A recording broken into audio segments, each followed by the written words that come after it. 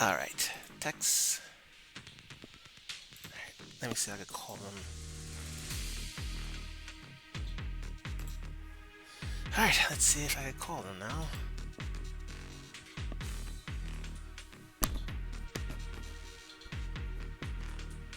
Hello. What's up? Hey, how you doing? Sure, my volume set. Okay. Alright, there we go. Huh. Hello. Let's see. Text. Let's see.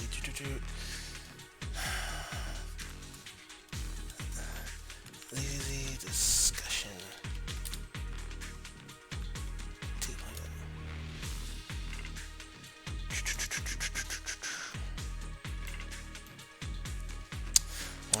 Thank you, you two, for being available for this. Even though I know this was like kind of this is probably like random for you two, maybe. I mean, I'm not sure how you guys feel about it. I mean, we already know you're into these kind of talks, so I wouldn't say it's really that random. Really? I didn't think I gave that. I would say more spontaneous than random. Ah, okay. Okay, that sounds a little more fair. Like I would have a more scheduled sort of thing for these things. In fact, that's kind of been low key the plan. It's just that I don't know. Today I just woke up and like, man, there's stuff I want to talk about with 2.0, but I don't know who to really talk to. And then you and Samuel came to mind. Like, okay, I'll just see if I can ask them and see if they're down. Maybe. I think I'll I'm play this. surprised I came to mind. I think. Well, I think you call it, you have a lot to say as far as things that you want the game to improve on, and and you don't seem too shy about sharing your opinions. Yeah, it honestly the reason for that is because most of the chat is like just like they never really voice their actual feelings about shit half the time. Mm-hmm. Because like I don't know if they're afraid to express it. Because I know everyone has an issue, like has some sort of issue that they wish could change, but they never really vocalize it. I'm guessing because they have this whole energy or thought process that we don't want to talk about this thing too much because it's like a dead topic, and it's like I talk. Like it's already talked about enough, and I'm over here like, and specifically in this chat, it's never talked about, like ever, Mm. literally ever. I see. I see. Well, this is what Uncle. This is what this discussion is here for, or part of it. I I I just I'm just curious about both yours and Sammy's thoughts about it, and also share my thoughts on the matter as well. If you if you two are down to listen, of course. But I'm mostly just curious I mean, about you why two. wouldn't we be? You'd be surprised. You be surprised. All right. So Sammy said to give him like 2 minutes. Something came up. The timing, of course.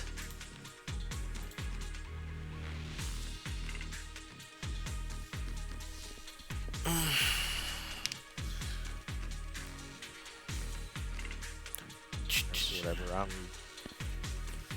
keeping myself occupied at the same time by just mindlessly like grinding echoes and UI and shit because I didn't want to play something or do something in the meantime that actually required a thought process. No, that's fair. Much appreciated on that. Regardless, I am also doing something semi mindless. Trying to get all of my ore and hello.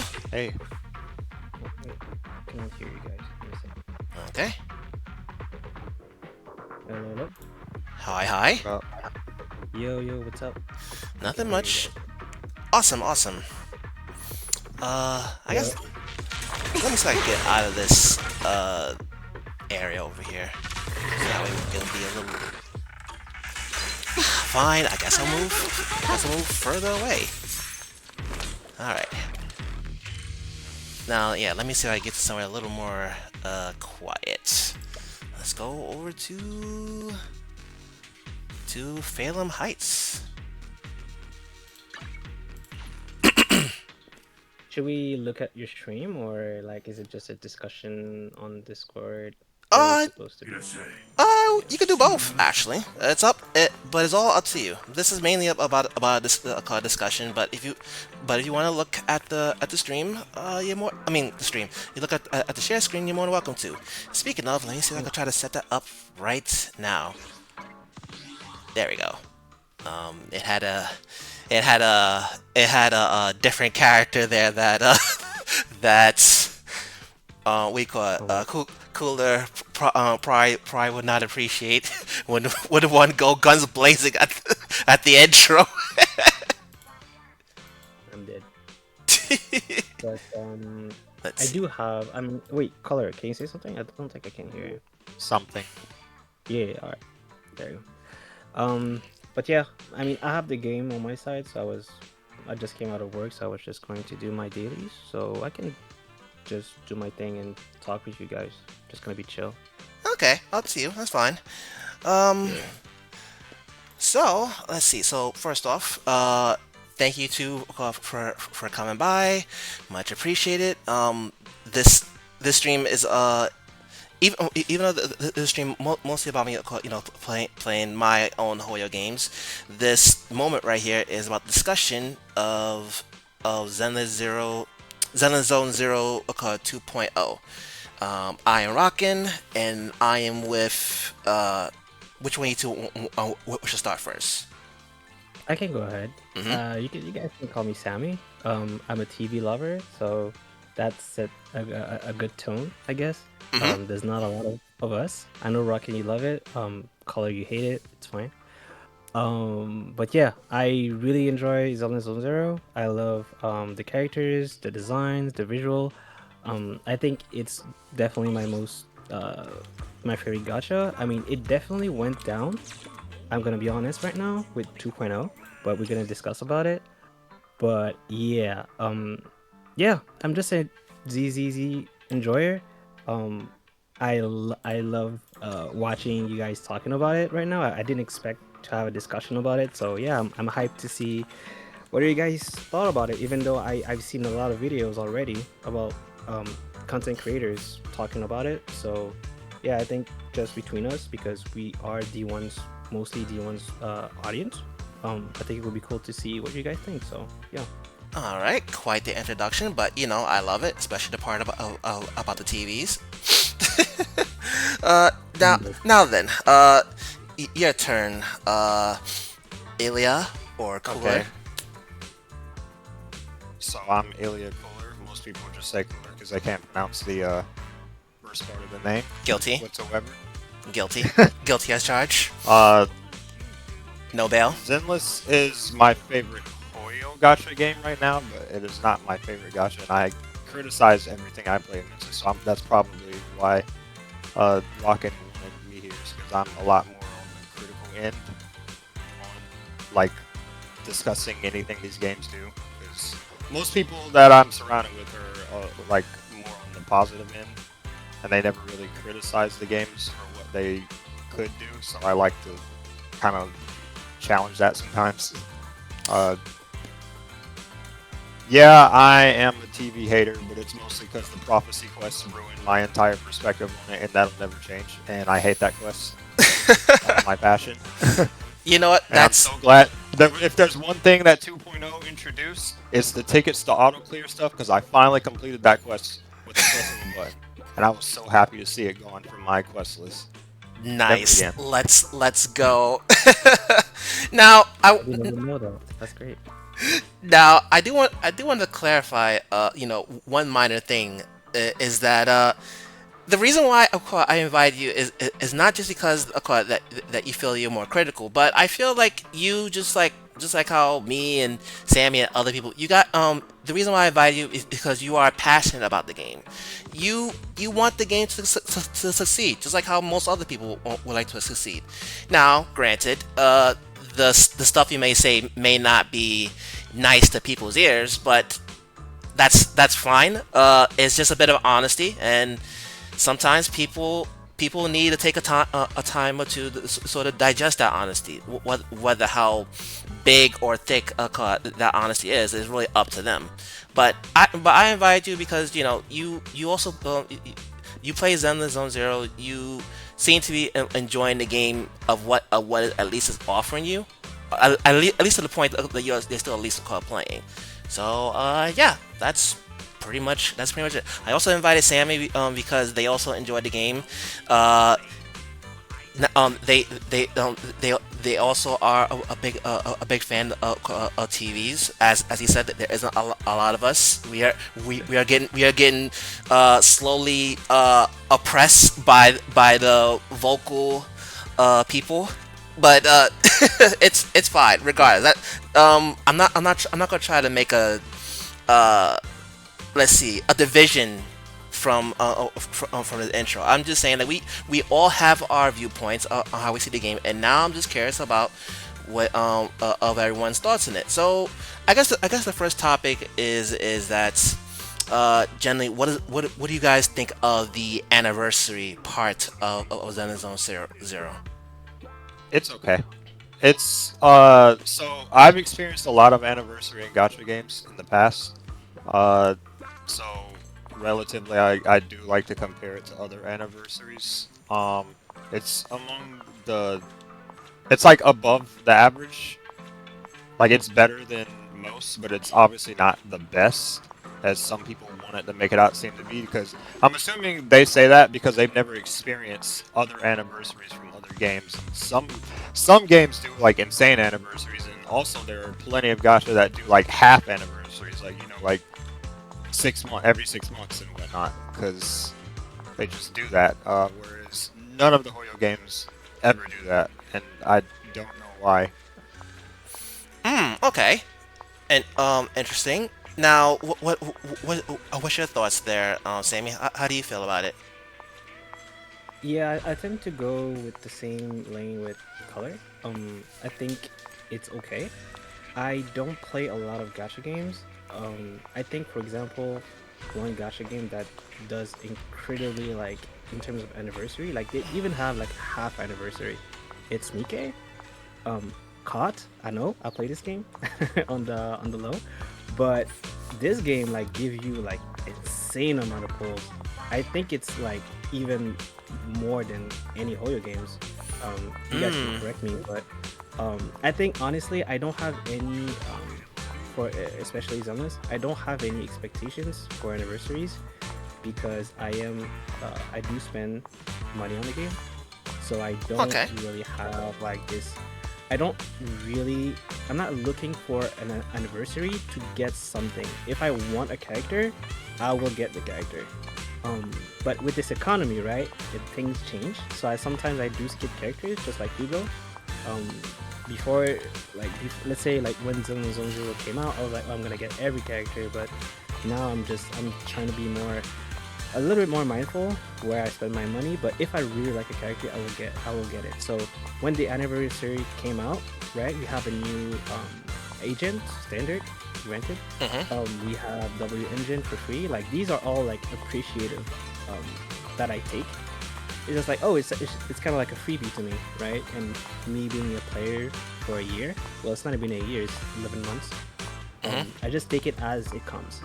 I think we had another thing as well. I think it was 34, maybe At the less. moment, at the moment, it'll be 30 eventually. Right now, it's like 20. Oh, it's not even 30 yet. Okay, well, Yeah, it has to um, be during like Jufufu's part. Jufufu is okay, banners okay. Yeah. So yeah, I just take it as it comes, and yeah, I don't color set it very very well. I don't have a lot of experience with gacha games. I just play the main three Oyos, so I don't have like a not a real perspective. But I don't have a broad perspective of what is a good anniversary. So yeah. Gotcha. Okay, that's That is also fair. I don't aside from Hoyo, the only other game that I really played as far as gacha is Dragalia Lost. I'm not sure if you two ever heard or remember that sort of game. I can't really count the anniversary part of it because that was actually like my first ever gacha. I was very new to the both genre and the stuff it could offer, but I was very, but I did like it at the time. As far as with Zenless, I kind of like it only because they gave us a little bit more than what I was at least expecting from like the first anniversary, and I'm using it mostly in reference to like say Honkai Star Rail's anniversary, which was also good in its own right, but um yeah, I feel like it was nice. It probably could have been a little better, but I think it was definitely appreciative for both me and especially for like the newer players that's like coming into the scene for 2.0, mainly the Xbox players.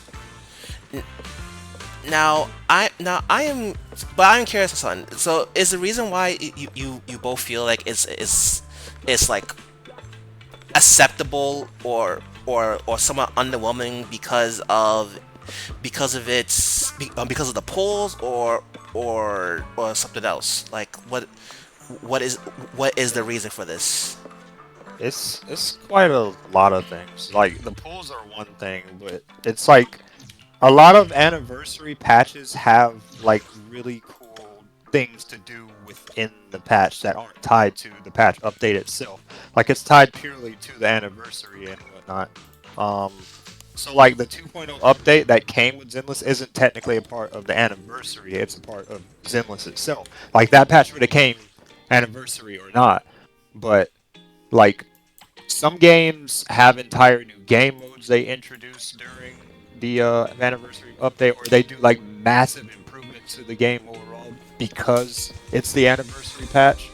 Whereas in Zenless's case, it just so happened to fall upon the 2.0 update at the same time, so Yep. it's like kind of skewed. Yep. Hmm. 100%. That's a very good point. Like 2.0 had such a like a build up, and it was marketed as a relaunch, a relaunch. Maybe it was a relaunch, and then now it's a relaunch again. And yeah, plus the anniversary, like it has so many expectations, and then yeah, we had what we have now. So yeah, it's Mm, I guess that's pretty fair. Like there was like a lot of build up in both the epilogue of of the main story. There was some hype build up with what 2.0 was offering. It does feel kind of lackluster. That is very fair. I wouldn't say it was lackluster. I would say the content might be, I would say, not like, yeah, not lackluster, but the content wasn't satisfying. I mean we can talk about it more, but for example the temple thing, I think a lot of people dislike it. A Oh lot yeah, of people it dislike is. It is way too long. yeah. So I'm just taking as the players base, right? Are mostly saying like what Hmm. the majority is saying, and yeah, they don't like the temple. Some people don't like the exploration as well. Like it's kind of like Honkai Impact, and the puzzle are kind of like samey. Yeah, I got a point about that it's later. yeah, it's Zenless is in a very very weird spot right now. Like it feels like it's changing. Like the dev really want to change the game because yeah, all the things that happened in 1.0, like I think they kind of went too late to change. They should have changed it during the betas, right? When people told them the TVs was a problem and they kept it, and then now like yeah, they're in a really transitional part, and people are kind of like in shambles. So Yeah, Yeah. there is like a lot. There's like a really big shift, not just in terms of story, but in terms of content and how it looks, and it does make it seem underwhelming, and yeah, as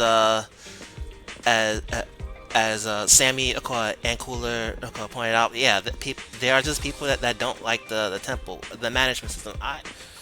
Uh, it is long, it is tedious, and you do have to like spend IRL hours of like trying to get the mats for it.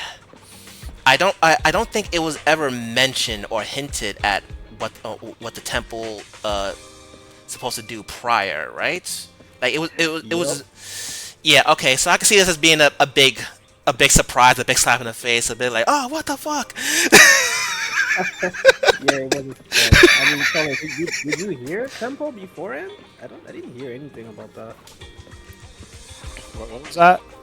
Did you hear about the temple like as a content before the version dropped? No, no, Yeah. absolutely not. And I see through the pipes, so you know. So I still didn't hear about it. But to be fair, I also don't like. I avoid most content involving. Like I just want to look at like the characters and whatnot, basically. Mm-hmm. Respectfully. Even then, I still didn't hear anything about the temple nonsense, and especially how long it would take. And like, I think the worst part, more than anything, is like once you get to a higher level, it takes even longer, like way longer. And on top of that, like you have to explore the hollow like it's a open world game in order to like get all the materials and whatnot that you need to like further level it up and whatnot. Because if you don't, it's going to take way longer.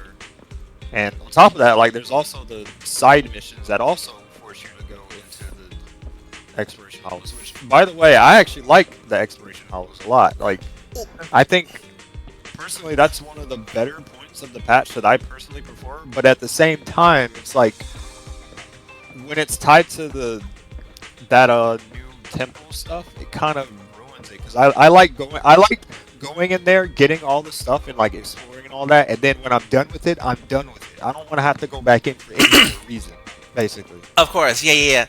We will actually talk about the temple and we'll talk about the temple and probably why people don't like that. Definitely later on. But I want to make sure I understand like you two's thought process on the anniversary. So from what I'm hearing, the consensus is that the the anniversary, as far as what they was offering, was a little underwhelming, and that it could have been a little better, but it was at least satisfying. It was at least passable, from what I'm hearing, right? Yeah, I'd say it was passable for an anniversary patch, basically. I would say possible as well. Yeah. Okay. It was underwhelming but passable. Yeah. Okay. Just want to make sure I understand that, because both points of what you said, especially from Cooler's point, it is valid. I'm personally just surprised on like how we got the selector for a standard unit, as well as an engine. I think I remember someone mentioned before about like if it was like 10 more pulls, it probably would have been a little better of an anniversary gift, but 30 30 pulls plus a standard and Wenjin pick. That's pretty nice. That's like the best starter kit for like a lot of players, if anything. If nothing else. Um, let's see. So I guess next what I want to talk about, unless you guys want to say anything else about the anniversary stuff. I Well, did I did want to real quick touch up on what Sammy said earlier or something, how it feels like Honkai Impact. I, did, Oh yeah, I yeah, sure. Go always ahead, go ahead. say, I always say, and I mean this all the time, I say that Zenless just feels like Honkai Impact 4th. That's exactly what it feels like. Because, like, did you say fort? the. Huh? Did you say fort? I'm kind of Yeah, back fort. 4th. Yeah, that's what it feels like. Because, like, the whole way with, like, how we explore hubs and whatnot The honestly, the way the characters are made to begin with also feel like Honkai Impact. The events, they literally already had the Bang Boo stuff, the Mhm. the Fall Guy stuff. That literally was in Honkai Impact before Zenless. That Interesting. entire event, like they do so Yeah. many things that Honkai Impact does. So like, and then on top of that, now you saying this open world Hollow feels like Honkai Impact. I'm just like, yeah, because it is everything they do. Mm, Like yeah. it's I just mean, it's not a change formula. Now, yeah. now that said, Yeah. though, would you say that this is a good rendition of like the better qualities of Honkai Impact Third, or do you feel like is like a leading problem It, that's going to happen it, in the future?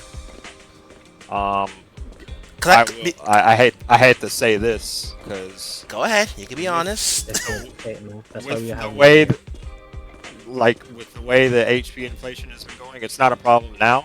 But like also like they've been introducing units who are incredibly much stronger than some others and whatnot. Honkai Impact has also done that in the past. I remember when Herrscher of the Void was released, they literally had to make enemies just to nerf her, and then she became garbage. And then they just kept releasing every patch. They released super like how HSR is doing right now. They Mm. kept releasing units that are incredibly like meta defining every single patch, and the gacha in that game is not super nice. On top of that, uh, I'd say it's depending on how you feel, but I'm not going to get into that. Of course, of course. Basically long story short, like it's kind of going down that path, and I can see it going Mhm. like in a really negative way if they keep going in it. It's like they're not really learning their lesson from that game. I see. Now I find that interesting because there's something that I specifically want to ask you later on down in the in the discussion in regards of like new units like Yishuan. But I'm going to wait on that. And this is actually something that you mentioned prior in one of the conversations with D1, or I guess in chat in general. But yeah. So okay, this is interesting and good to know because I never actually played Honkai Impact Third. I know at Say least two. that. Yeah. I just saw. Yeah. But yeah, keep going. Yeah, I was gonna say like I know of like one streamer that does play Honkai Impact Third. I know there's another who used to play it but is no longer playing it for the time being. But this is good to know. I'm gonna make sure I keep in mind of this later on in the conversation. Now, was there anything else you wanted to mention in regards to the anniversary, or are you two done? Yeah, I think I, I'm good. I, You're good. You're good. Yep. Yeah, to me, I think I'm good. Yeah. All right. yeah. Mhm. All right, let me move over to a different location. Uh, so I guess the next part I'm wondering is uh the gameplay, like the stuff that they introduced in 2.0, such as like the map, the exploration, uh, just in general of all things that they put in as far as like gameplay and the new updated map and the exploration. What are you guys' thoughts on on both that and the quality of life adjustments? I I I think the quality of life itself is like pretty good. Like I still think they could work a little more on the UI because the UI is one of the worst parts of the game, and people have vocalized that. Like a loud majority have vocalized that the UI is like really below average in Zenless specifically.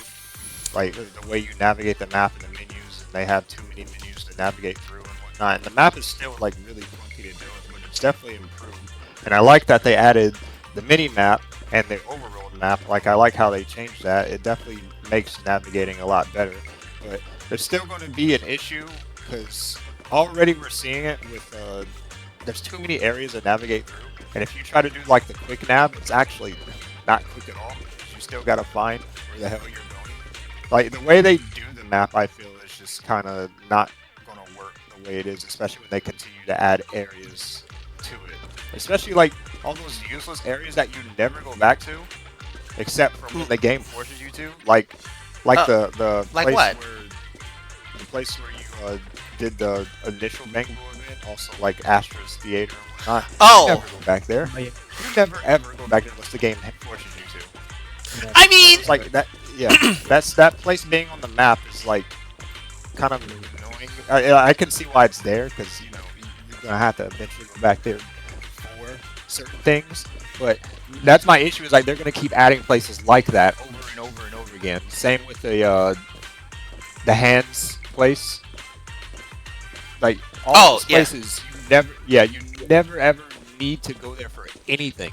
So like they're just taking up space on your map, and the way it is right now, it just you're gonna have more and more stuff to scroll through the more places like that they add. Now, mm, okay. yeah. I have a I have a question about that. I mean, well, not a question. I guess it's more of a statement. Wouldn't that be a little unfair in the sense that it's it's a new map and like they are introducing it just like how they introduced the Lumini City. Well, I guess that part is a bad example. Um, not Lumini But I City. think like every game with like especially these three games, Genshin and HSR and Zilness, like we're gonna keep having new maps no matter what. So I think like having new area where we won't not new areas but like old areas where we won't explore, like it's just an inevitable thing. So I think I mean it's just gonna happen, right? So we can cry about it, but it's not gonna change anything.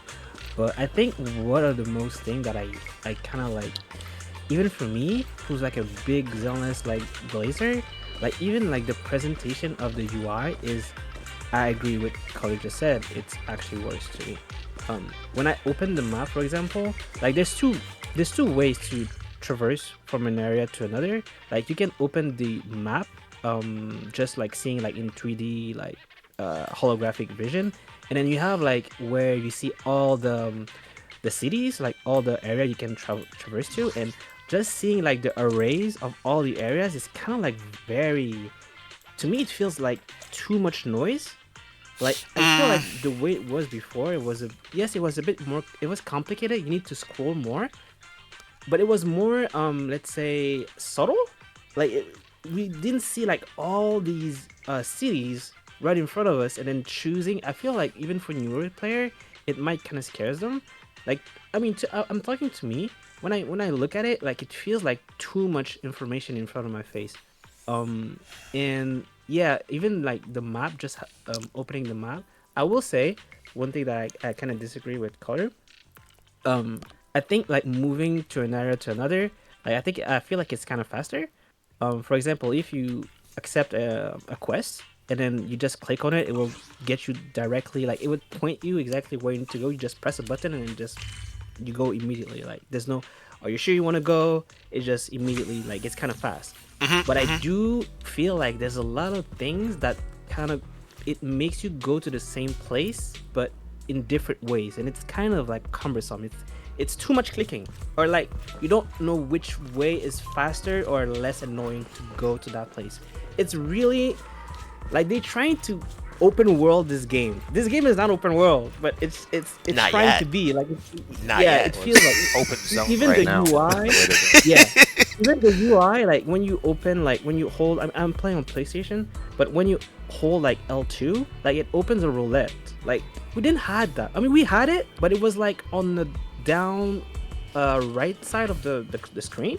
Like it was more like, it was more unique and zoneless. Now it feels like I'm playing Genshin or HSR, like right in the middle. The roulette is here, like, and I feel like it's too much. There's some option I never choose, Ah, ever, but it's I there. see. I see. So you need the UI, the map UI, to be like Honkai Empire Third. Then is what I'm hearing. I don't know. I never played this game, so maybe Colin can answer for me. I don't know. I never played this Honkai, game. I mean, HI3 only added like their open zone in part two, which was like years into the game, and even then, it's like their map UI is very straightforward. But at the same time, they didn't have like the area that they added in in part two rather, the area that they added in that version of the game, like, was new, and it was a completely new planet. It was like we were taking place on Mars and not Earth instead. So like the the areas were all new, so it was way easier to navigate, and the map was kind of more akin to Genshin, and and it was more akin to like games like Genshin and Ruwa, where it was just a big open map that you can either navigate through manually or you can click on a button and navigate to a specific location. And that's what I feel like they should at least add an option for, because like they already have the quick nav there, which opens up similar to what they had before, which Mm, was, you know, you scroll through the little pictures and whatnot of the areas that you go to, or they have the, as Sammy was saying, the 3D map and whatnot. But the issue is that it's like so broken apart, and like it doesn't. Yeah, it breaks apart and has like many menus to navigate, and it should just have it all as one thing, because the less buttons, the better. And actually, earlier today, as you were saying, Sammy, when I got a quest, right, and it was telling me to navigate to that quest, I pressed the button to have it teleport me there. I teleported there, and it brought me to the completely wrong area. And that's Oh, not the really? first time it did it, but it this literally happened today. It brought me like, because there was a specific way I had to go downstairs and then around just to get to the quest, and it brought me oh, completely on the opposite side for no reason. And I was oh, like, Well, okay, I'm not doing this anymore. oh. Okay, okay. fairly. That's fair. That's fair. I, well, I think that sort of thing existed even before that sort of map problem. Uh, is like I know like it can be kind of finicky where like if you were to say go on a pick pick the area on the quest sort of quote unquote teleport. Sometimes the most it will just teleport you like a little far off away as if it was like the other default teleport. But I can see the extra annoyance in this one where you would think it would fix. I'll keep this in mind though if it happens to me. But to me, it feels like kind of consistent. For example, if I want to like the new event, right? It's in HIA to do like the combat thing, and like every time, like let's say I just press the event like to go, like it put me right in front of the lady on the right, like Oh, directly towards her, like right in front of her. I don't have to like That's walk very, more steps. yeah, that's very different. That's the old map. I'm talking specifically about the new map. ah, okay, Like okay. when I hit the teleport there, it brought me to Narnia. Okay, but Like the okay. old map, I always did the one button navigate thing. I always did that. But now it's like it got worse for this area because it's a Well, lot bigger.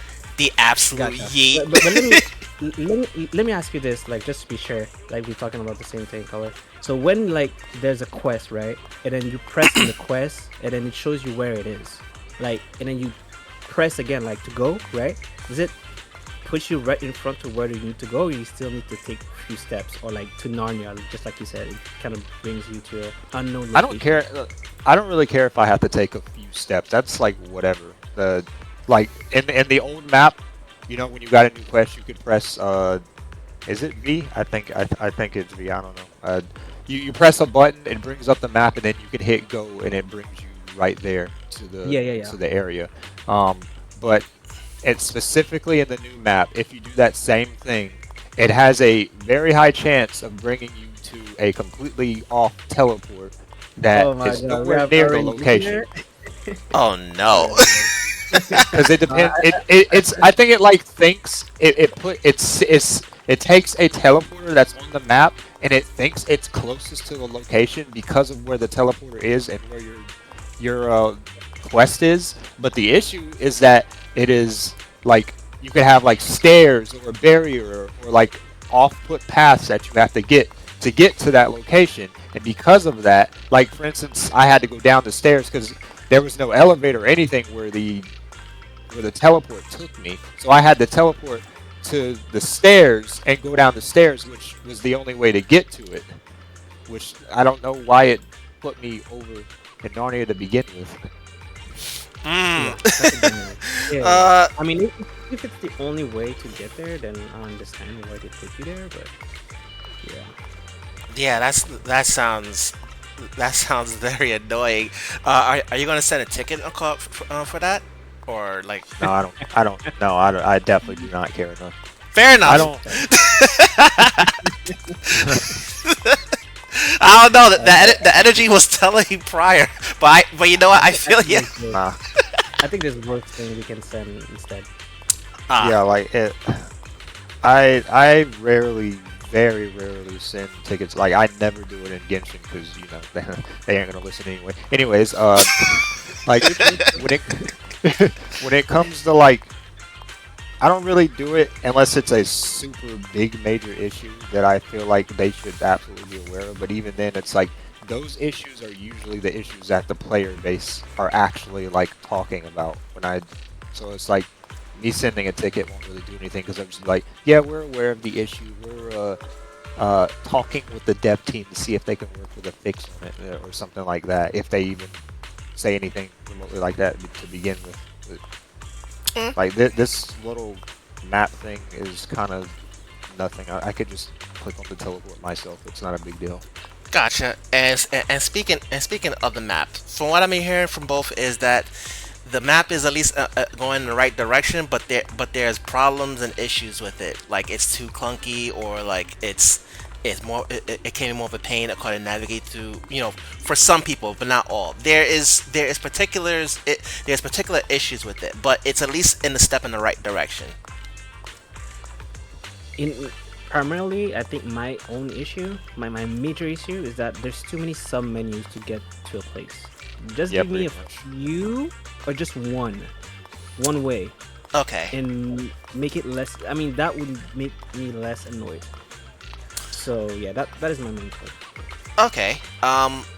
Now how do you two feel about the exploration part of 2.0? I think the open zone area is great. I think the way it's executed could be way better because the way they're doing it is they're kind of just going the same route as their other games at this point. Like you got the material collect in there. You have to do a bunch of side quests that you get over time in there and whatnot. And it's just like I don't mind doing side quests in there, but like once I do them, it should be done like the rest of their game. Like they should have kept it formulaic to the game that they've had before, and not like try to go down the same route as Honkai Impact, where it's like they're basically introducing a Genshin Light in there. Mm, Okay. yep. Uh, I I see. That's fair. I do like the exploration. It's pretty nice. It's open world. I also like the Open little zone. hmm? Open zone. Open zone, Yeah. open zone zero. True, true, true. Yeah, yeah. uh, but no, no, like I really do like it. Oh no, what I don't like is this ad coming up. Let me snooze that. I forgot it. I need to actually do something with that. But what I do like is that I personally like the open space because there's like a lot to explore. There's a lot of things to look. Uh, it the areas don't feel at least samey. They look at least a little different from one another, but it's also like their first ever zone map. So we'll see how I feel, 2.1 and onwards. But I'm at least liking the change. It could. I also like the little puzzles in it. It's very nice, especially the ones with the ether and the the ether and the balance of chi, I guess. Oh no, getting rid of the period. I thought that was a pretty nice puzzle because it reminds you of the HSR's 3.0 puzzles in there. The one with the blocks. I forget what they're called. Hmm. I think I know what you mean, but I'm not sure. It's the one we had to match the picture. It's the one where Yeah, I know what you're talking about.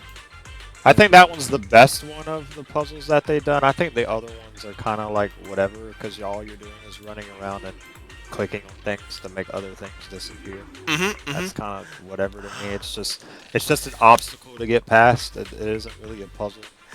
The Yeah, frequency one's okay. But yeah, the the frequency one I like. Yeah, that's fine. Um, I think the puzzle there is very nice because it's a very nice brain tester at least for me. Uh, the the little adventure mode with EOS is cute. I think people would like the little exploration mini platform maps that's there. I also so one of the things I really like. I'm not sure if you two interact with it. Have you guys came across a special box chess in your Like a mimic? exploration? describe. Oh, it's the one where you think it's safe, but is a very secluded area. And you try to Yeah, the touch it. mimic. Yeah, the mimics. Yeah. I mean, I can. Okay, so It's predictable. uh, yeah, it's predictable. Like the thing is, right? I've come across mimics in mini games. So like, the second I saw the first one, I was like, oh, there's mimics, and then I never fell for it again because like they're Exactly, exactly. For me, incredibly I heard obvious. it. Oh, Yeah, I heard from someone else that there was mimic, and then I never got caught once. I just like if there's, I mean, there's the way they set it up. Like you can tell like this is an area where you have to fight. oh, It's not. Yeah, because it's like it's a No. lot more open than other Yeah, areas where exactly. they place it. oh! But I see. Um, I feel well, like I feel like Rocket, are you? gachas in general, when they add mimics, they aren't really like hiding it well, because like even like Wuthering Waves also has mimics, and they're incredibly, and I mean incredibly obvious to see. And yes, I like, see. Mm, that's good. Yeah, I also totally Rocket, did. are you Yes. keep falling for it? You sound like you keep falling for it. I no. Okay, look. Okay, no. I I only fell for it once. All right. I went. I uh-huh, went. Oh, No. uh-huh. Listen. No. Listen. fine, it's fine, it's fine, It it's was fine. no. It Yeah. was. I was picking up chests, left and right. There was this one that was a very secluded area. Like, huh, okay, that's nice. I went to it. Fucking crab just comes out of nowhere and beats the shit out of me. Ever since that first one, I have been very careful about the other mimics that showed up, except the other time. That one was in the smallest secluded location. Stupid I mimics. mean, the dev did a great job. They got you. Whatever. Not main colors, not main colors, but they got you. Whatever. It's I well okay. I like it. I also hate it because now you two say it's fucking obvious. Anyone with glasses can see it with them special eyes. Actually, Don't. No. No. I'm kidding. But yeah, the movies are great. They're also kind of different because it's not like the typical ones with like teeth. It's just a hoarder that saw the thing first. I kind of like their version. But yeah, the mimics are nice. I only fell for it twice. I like the Oh, that was twice. yeah, it was Yeah, you, twice. you went from once to twice now. Okay. Look, like I said, the first one caught me totally by surprise, and I was able to detect all the other ones because some of the others were very obvious in the sense that it's in a dark, secluded room. But then there was one other one that I found, which was it was it was not quite secluded, but it was in a small area, and I was thinking, oh, okay, no, it wouldn't be a mimic here. The arena is too small. I pick it up, fucking mimic. I hate it. got my collider got whacked. Yeah, at least you're having fun. fun making myself look silly. It's fine. I got all the mimics now. Now I'm hoping that the mimics continue to be more obvious. um. It's probably because of bad timing, but I still have yet to even like finish exploring because there's like areas that they kept adding to I really. that you had to unlock and whatnot, and Oh like I yeah. still haven't explored that last area that they gave me because it's like uh I had Stellar Blade finally come out on PC, and on top of that Oh, oh yeah. Ooh, let's the go. Wuthering Waves update came out on top of that literally same day. I was like, what is this? Yo, that So like, I listen. I don't blame you. That week with Zenless coming out was kind of murderous because at that same time the Switch 2 also came out, and also it was Celebrate. There was a good portion of games that desired someone's attention. So I don't blame you on that. yeah. Okay, but I think I understand as far as how you guys feel about the maps and the exploration and the mimics.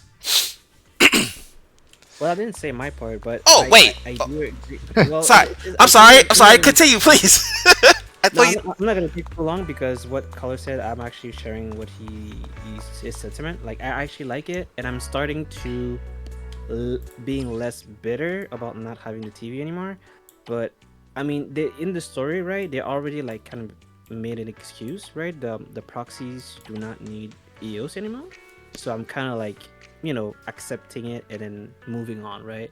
I don't expect them to go to the TVs, and plus, it's it's pushing away people anyways. Like if it's there, like I think Zelnes is not gonna come back. So I actually like the direction, but I know like the really constant change. Like I feel like they're going to change things again, like majorly because people like we're talking about it right now. People are not really satisfied with 2.0. We'll see how it goes. But for me, I'm having a good time as well, like exploring. I'm actually curious to talk with someone. I was hoping for you, Color, that you would have been in this position, but it seems like you still have one area to complete. But like people who are actually like finished with all the areas, like is there a lot to do? Because I haven't had the time to play with that Oh much. no, there's. Oh. I can still say there's definitely a lot to do. Like Okay. there's, because like you have to. There's several different areas that you're going to have to explore, and they Okay. each have like their own puzzles and their own treasure chests to unlock and their own mimics to trick you. Um, like all these things, and on top of that, all these quests, and then you have to go back in there if you're doing the temple crap, and you're gonna Mhm. have to do quests via that, and that's gonna have you running back and forth over and over and over again. Which that part is why I say it's like kind of gets tedious after a while when you have to do that type of crap in there, Uh. and also the Go ahead. material collecting. I'm not a fan of. Mhm. Uh. Yeah, I heard now there's a route now to farm or whatever. I'm not doing that, but Yeah, yeah, yeah. I'm not doing that either. yeah, I'm good. Fair enough. Fair enough. um. I could actually answer your question if you ever want. Samyboy, because I did clear up everything in terms of the map. Oh, you did? Okay. Yeah. So Go what ahead. is it you want to know? Like, it is like a lot to do. Yeah, essentially, like, is it repetitive? No, I mean, every game is repetitive, but is it enjoyable? Is there some things that changed up or like some evolution? For example, I, even though like we all agree like the tempo is kind of tedious, but for me, it kind of grew on me. I'm on level 37 on it, and like it actually changes like the little town thing, the Mm-hmm. temple actually, and I think like it's actually pretty good. Like I actually kind of yeah, at first it was especially like putting this thing during the story quest. I think it was a big mistake because it's literally like affecting the pacing of the story. But now that it's actually growing, like the temple, like I actually like kind of like it. I didn't expect to like it, but what I'm saying is, for you, right, in the exploration, is it always the same thing? Like when you do it in the story, right? Because I think I didn't do much, But in the story, we do explore a little bit, like going through the same kind of, not the same, but like we go through like the hallways and do some puzzle. But is it going beyond that after the story? Does it change much or not really? So it doesn't really change too much. It changes enough to where like the levitation, the bosses, um the I wouldn't say local bosses, but Let me let me actually ask you this instead. Do you find it enjoyable, and what do you find enjoyable doing that? Because some people like doing the same thing, but what do you find it enjoyable, and what, and if you do, what are the things that you enjoy doing? okay. So as after unlocking everything, I do find it pretty pretty enjoyable.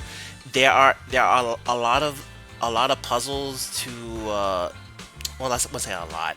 There's a there's a great handful of puzzles to do, as well as well as as well as chest to find. There's also a good handful amount of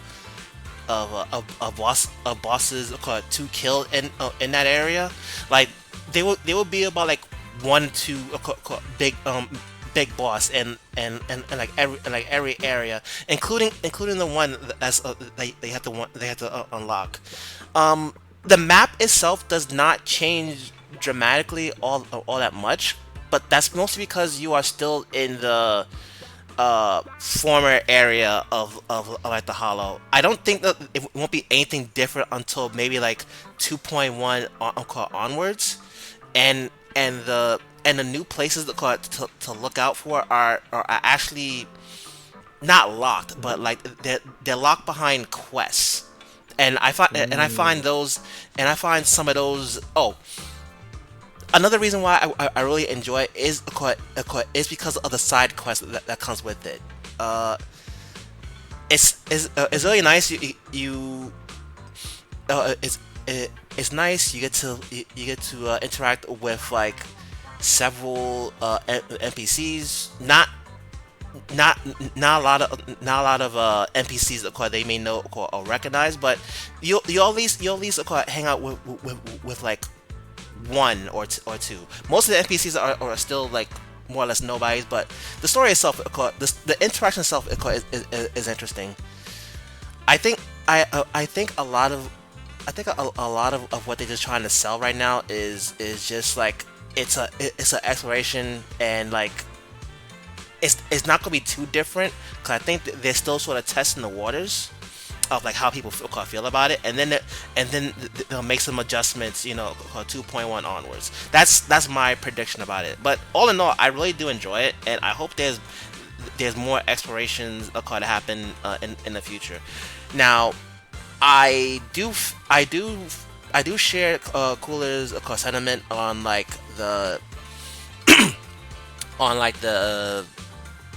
the date the daily grind of getting temple mats, because a lot of the smaller mats a lot of the smaller mats are dailies, and when you get like enough of them, you you can't get any more until like the next day. I actually capped out on like two of the three types, but for you it probably won't be as big of a deal at the start, because there's also these larger versions of the temple currencies that you get, and those will add onto your bank. But after you get those, then that's it. You're stuck with the daily portion. Um, there is the other well, no, you kind of need the good store to get the mats for for the thing. uh your other alternative is to farm is to send your bamboos out onto the field, which is again something people may or may not like. So all in all, I I enjoy it, but I also understand how some people may not enjoy it. I think you yourself may like it, but once you clear it out, it the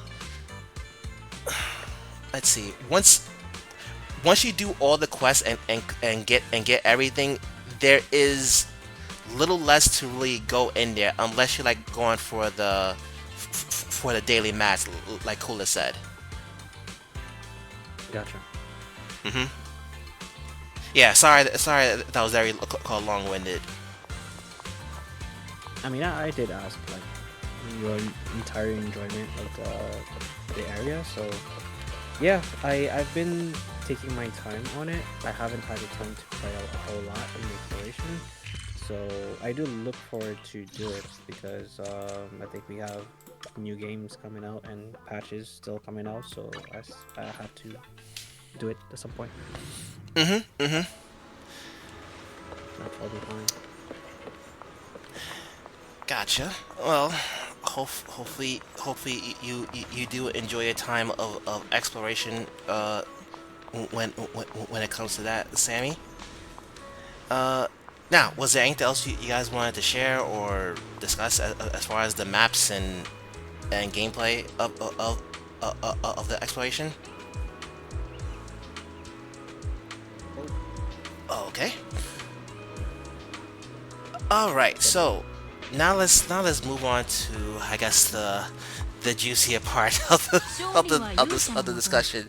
So the meta, where is where is currently at with Zenless. So it's 2.0, new characters, lots of changes. Well, lots of changes. Well, there's a change or two, but there's like new mechanics and new upcoming changes. Now, now, Cooler. Actually, I'll start off with you, Sammy. So,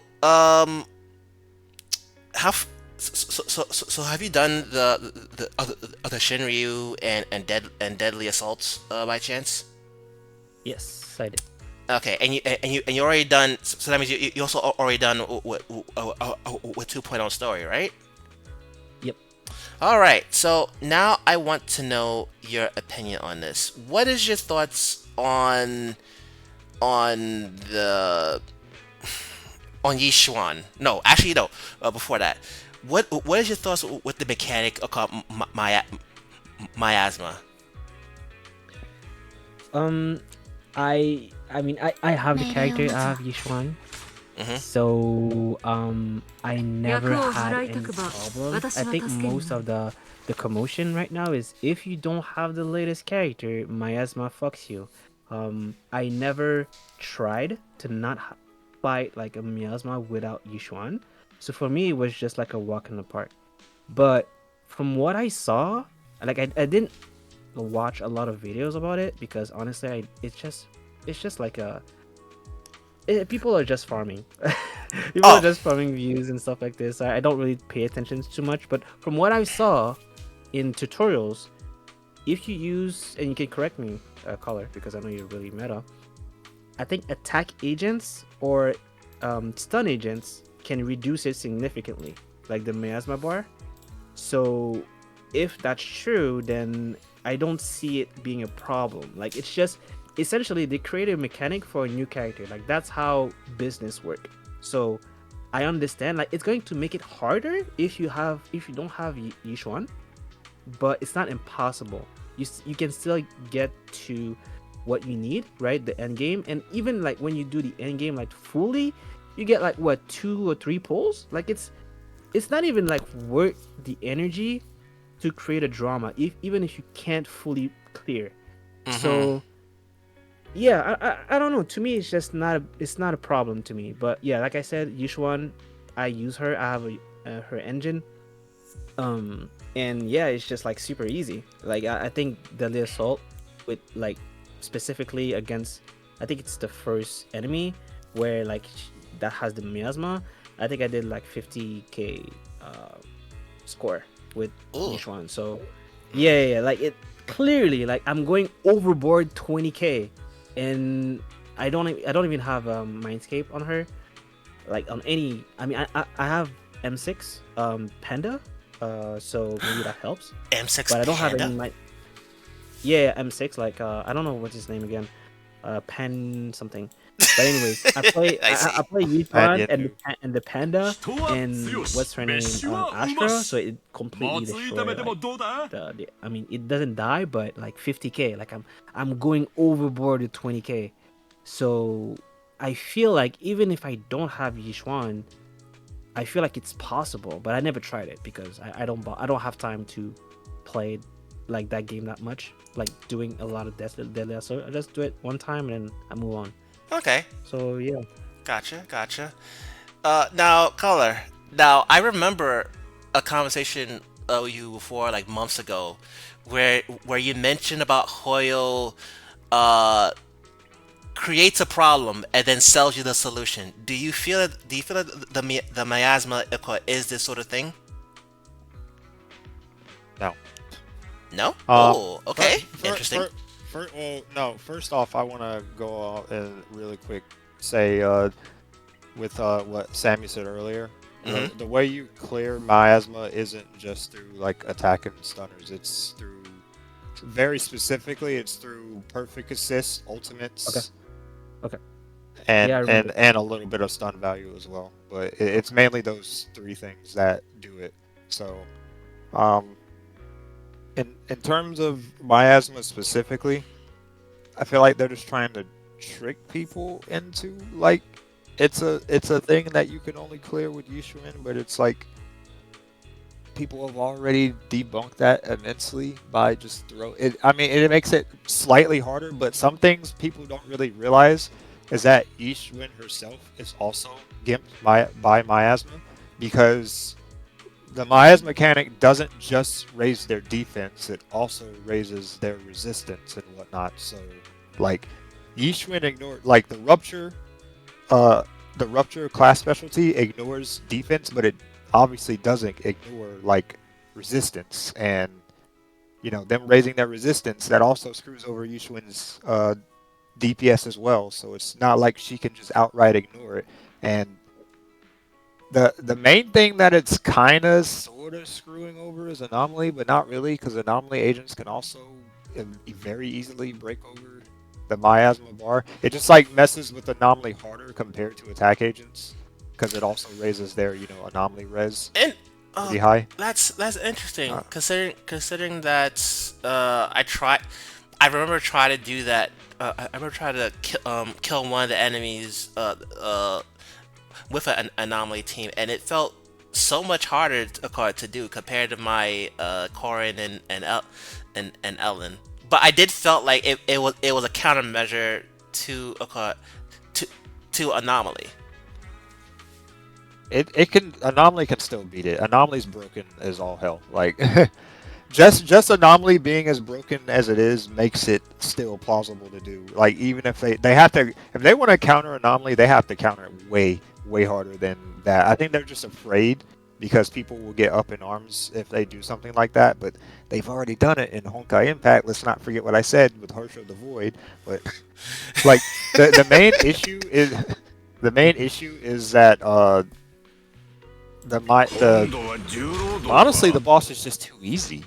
Like straight up, like the boss that they introduce with this Maya's mechanic that's also in Deadly Assault is incredibly easy to deal with. Like I've seen people with like who have like massive skill issues in the game one shot the boss with ease, like with over 20k score, like with no issues whatsoever. Because With the main Yishuan thing, or other no, characters? no, with other characters, like Oh, okay. they, yeah, like they did it with ease, and like it wasn't like a premium team or anything. Like no Caesar, no Astro Yao. They were using Lucy and whatnot. Like the thing is, right? The boss has a lot of parryable attacks, like a whole lot, which alone brings down the miasma quite a lot. But also, when you parry those attacks, it also impairs it, and impair lowers pretty much all of their defenses and whatnot when you get it off, and it does a ton of damage to them.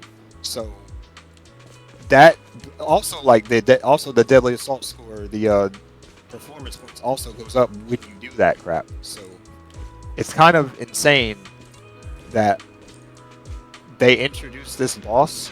People whine about it, but it's like the easiest deadly assault boss they've ever done.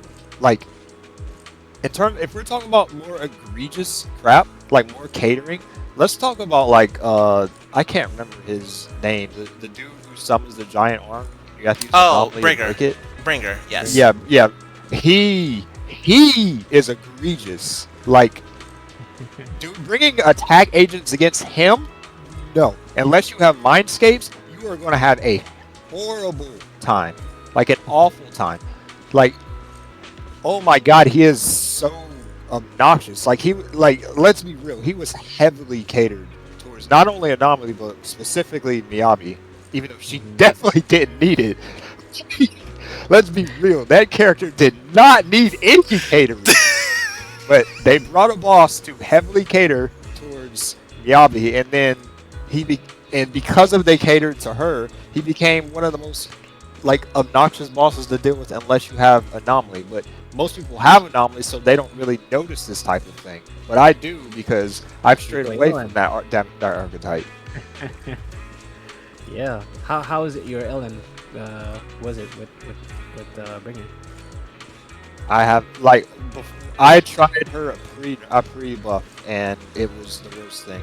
Like, I also did that. even if you try, even if you do manage to break the arm, he like first off, you don't get performance points for anything Ellen does because it's always like a proc disorder or something like that against him. But like, you just can't do enough damage unless you have mindscapes.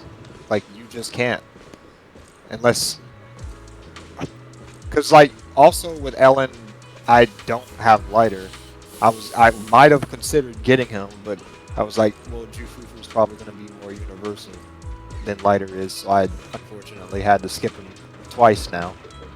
So no lighter for my Ellen. So Damn. it kind of is what it is. Damn. Even then, I feel like even with the Ellen buffs, there's no shot. Like, at least my Ellen to be able to do it because he like. Anomaly does so much against that dude. Like, it was a night and day difference when I brought. Like, you know what? Here's a good example, right? Because I brought in.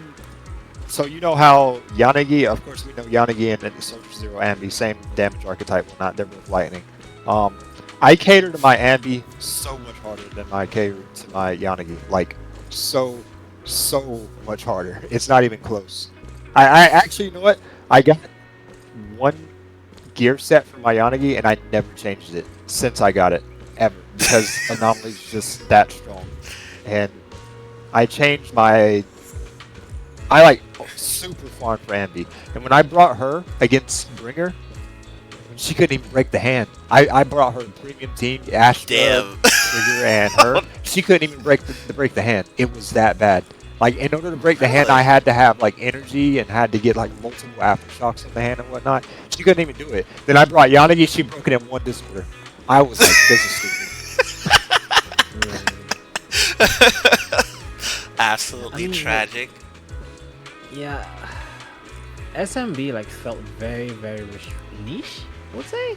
Yeah, like, yeah, I feel like if the enemy's not, like, doesn't have, like, an aftershock kind of buff or debuff, like if you need to do aftershock, I feel like it's not even worth it to bring as an SMB. But yeah, it's bad if like against Bringer, like yeah, Anomaly for sure, they cater to this shit.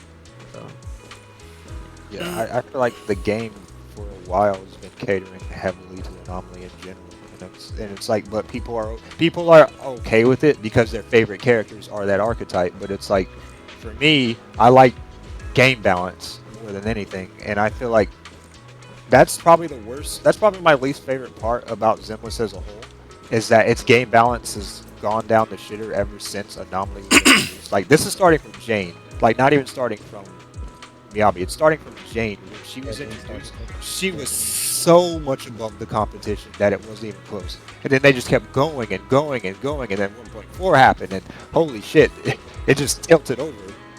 And ever since then, it's like that's why they're like raising the HP so much, because like their newer units, like the older ones, just can't compete. And that's why also they're doing buffs now, because like already in 2.0 they've already buffed a unit Whereas, like in Star Rail, they had to wait all the way until 3.x to start doing that type of crap.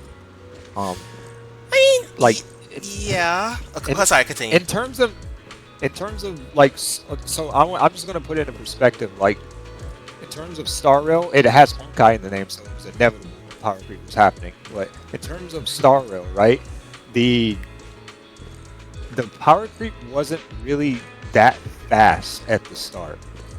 Like there were obviously stronger units. Like when Fu Xuan was introduced, she was obviously the strongest preservation in the game. But it's not. She wasn't like so leagues above everyone else that like she felt like a must-have or something like that. And then it just like slowly crept until the Acheron patch and Face Shao patch where it started to really skyrocket at that turn. But in terms of Zenless, it has gone up like way faster than HSR did at the start. It's actually crazy. Like if you actually look at like stuff and think about it. And I think it's just because they introduced an archetype that they thought was like weak at the start. Because not before, the only anomaly Aegis was like not Corrin, was like Grace Piper. and Grace and Grace Piper. and Piper and whatnot. And they didn't really have like the super strong like sub DPS that they would have now to this day, like Bernice and Vivian and whatnot. And once they introduced Jane and they gave her all these massive like things to have her assault hit for like half a mil or more and whatnot, they're just like, now we gotta one up this and we gotta one up this and we gotta bring this out. And then they knew everyone was going to pull at 1.4, so they were like, let's just make this probably the strongest character in gacha history. So they did just that, and then they were like, well, now how do we beat this? I mean, I hear you. Yeah, I hear you. That's a lot, But I feel like, don't worry. I feel like in 3.0, surely Anomaly is gonna be shit. Surely. 3.0. That's. 3.0. It's gonna be something else. I don't want it to be. I don't want it to be shit though. That's my thing. I want it to be balanced. Balance. Yeah, right. You said it. Yeah. TVs will also come back in 3.0. It's like it feels like, what's the point of using attack agents? And we've seen this like even in like D1, we've seen oops all anomaly like everywhere he goes. Oops all anomaly. Like it's only recently he started using Yixuan because she's a shiny new toy. Obviously, she's going to be played a lot. But the thing is right now is that attack units at least with Ellen and Hugo are at least in a better spot as far as competition when it comes to clearing content. Now it's true. Anomaly was very wild. Jane, Bernice, Yanagi, and then Miyabi. The four Dark Horsemen. It's a lot to control. But I mean, Anomaly's still without a doubt at the top. Yeah. But the gap does feel at least a little closer between Attack Anomaly and Attack and Anomaly, right? Or do you still feel it's the gap is still big between the two? In terms of like, if we're comparing the same damage archetypes that exist in the game, like the ice damage, if we're like saying Yanagi to Ambi, it's still a really big gap. Like comparing, obviously comparing Ellen to Miyabi is not even an option, but comparing, I don't know, like Vivian to Juyuan, night and day difference. It's not even close. Okay, question then. What if we push away Miyabi because Miyabi is her own tier. She's a Void Hunter. Oh, I did push her away. Oh, okay. I was like just ignore the Ellen and Miyabi comparison. Just stick to like the other same archetype. Oh, okay. Well, like, shit. It's still kind of bad. It's still kind of bad that we have to do that. we have to be like, oh, let's just ignore this one unit, even though they're technically in the conversation. You have to make it harder. Yeah. Yeah. Fair enough.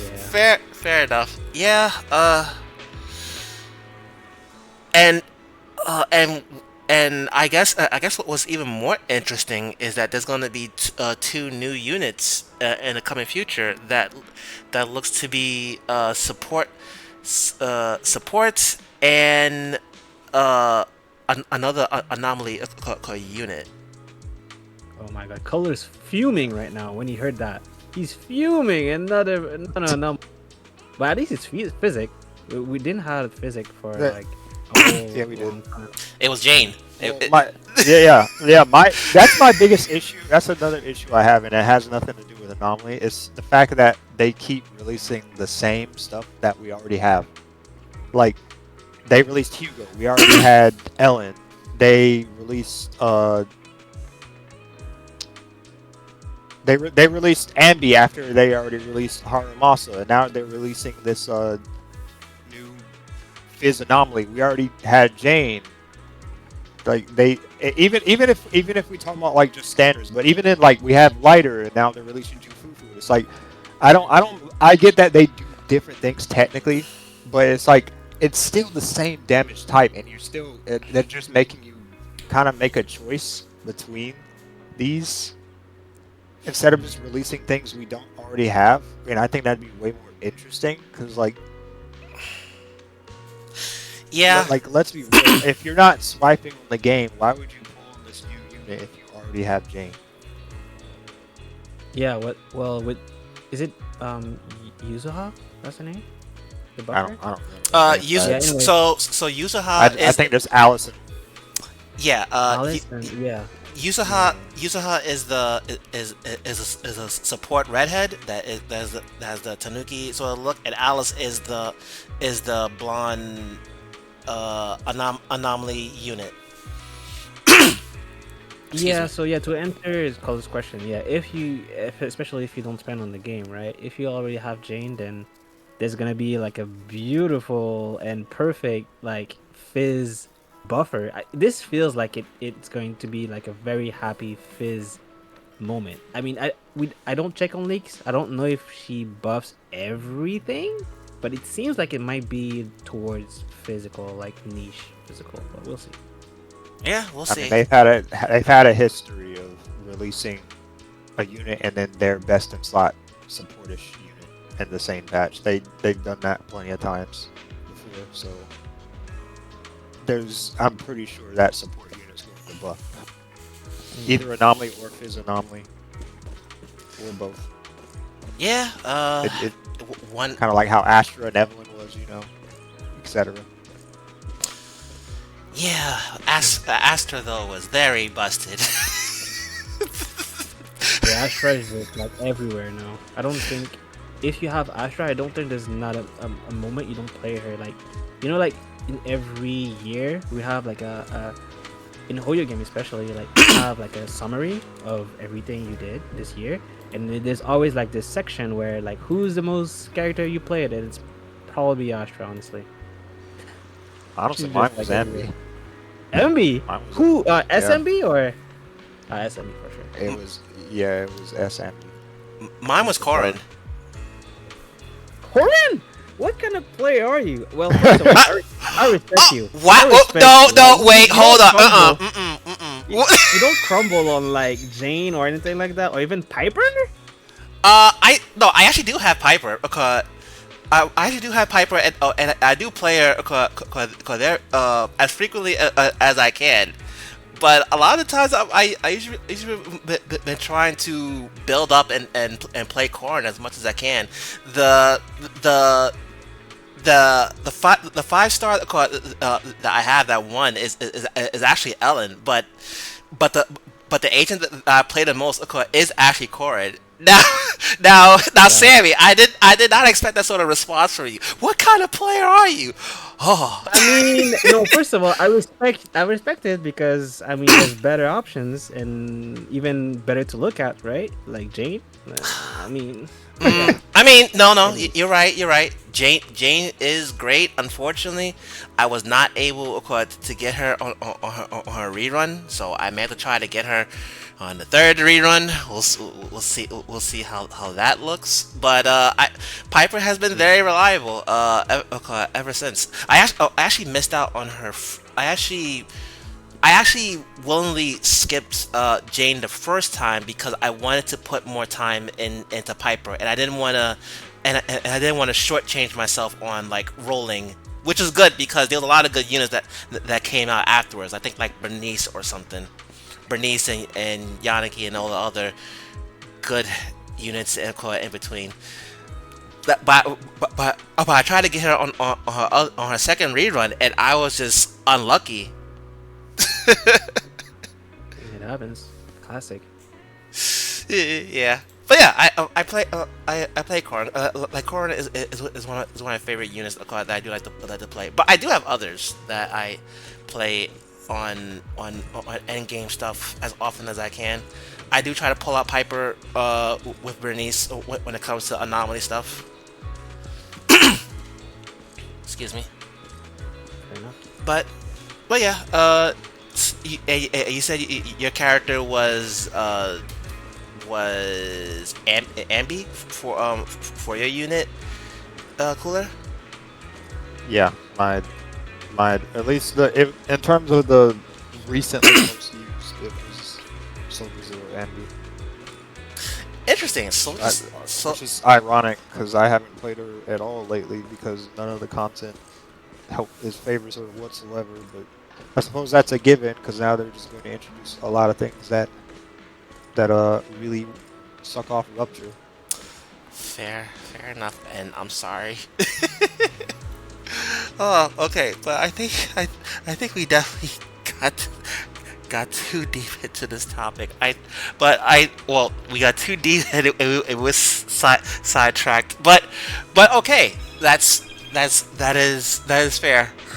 So, miasma is not currently a big deal at the moment, and Now, Yeah. and and right now there is HP inflation that's going on in Zenless that could cause an issue, just like in Honkai. like I said, currently it's not an issue. It's very noticeable, but it's not an issue because uh, still currently older units are still capable of dealing with it. But if it keeps rising the way it's going, at the rate it's going, it can be an issue. And that's why I don't like it when people outright dismiss it, but people also shouldn't blow it out of proportion.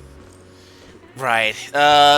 HP inflation can be an issue, and hopefully it doesn't get too crazy. Because yeah, older units will definitely suffer. I mean, they're kind of suffering right now, right?